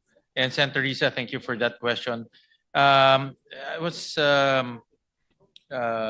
advised by the DBM that yung mga warehousing and inventory system the operations and management rest under the procuring entity.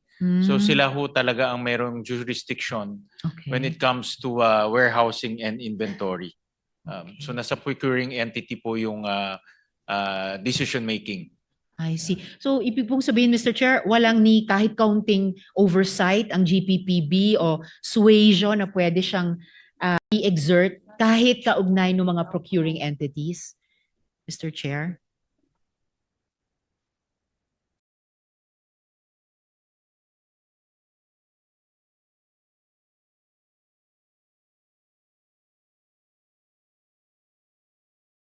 Dito po sa New Procurement Act under Section 19, the procuring entities may adopt a general system of warehousing and cloud-based inventory of procured goods. So, nasa procuring entity ho talaga yung jurisdiction. But I think the GPBB can probably give advice, give suggestions to the procuring entity since sila po talagang in charge sa mga procurement aspects of our government. So I think in that sense, pwede silang magbigay ng mga advice. Salamat po para doon, Mr. Chair, para at least magkaroon ng kahit dotted line between GPPB at saka mga procuring entities para pwede nilang mapagtulungang i-review yung ganitong mga kaso and i-improve yung management nung mga warehouses ng lalo na ng NFA. And siguro habang sisimulan o susubukan ito ng GPPB, maybe in the coming months and years, we could hear from GPPB ano yung mga rekomendasyon niya para to also serve as input to us kung anong legislative support na pwede natin gawin para sa pagpapasaayos nung warehousing processes na yan, Mr. Chair. We'll request from GPPB and DBM to submit to us their recommendation insofar as how procuring entities should manage your warehousing and inventory systems. Thank you so much, Mr. Chair. Dako na po ako sa health devolution. Kasi hanggang ngayon, hindi pa rin fully na-devolve ang health services kahit pa meron na tayong detalyadong 400-page na devolution transition plan para sa health. So, bakit kung ganun, bakit po sa DOH pa rin nakalagay ang pondo para sa mga serbisyong dapat yung mga LGUs ang gagawa na, no? Tulad ng pagpondo sa mga DOH bukas centers, Mr. Chair. The way I understand it, Senator Risa and Her Honor, is itong mga pagpopondo ng bukas centers, super health centers, this forms part of the capability building of the LGUs. And nung nagkaroon kami ng hearing ni Senator Pia during the budget of the DOH, I understand that itong mga projects are entered into partnership with the LGUs. So meaning the LGUs provide the manpower, the utility, yung mga support, sila rin magmamanage nitong mga health centers at bukas centers. Pero ang construction will come from national government. So parang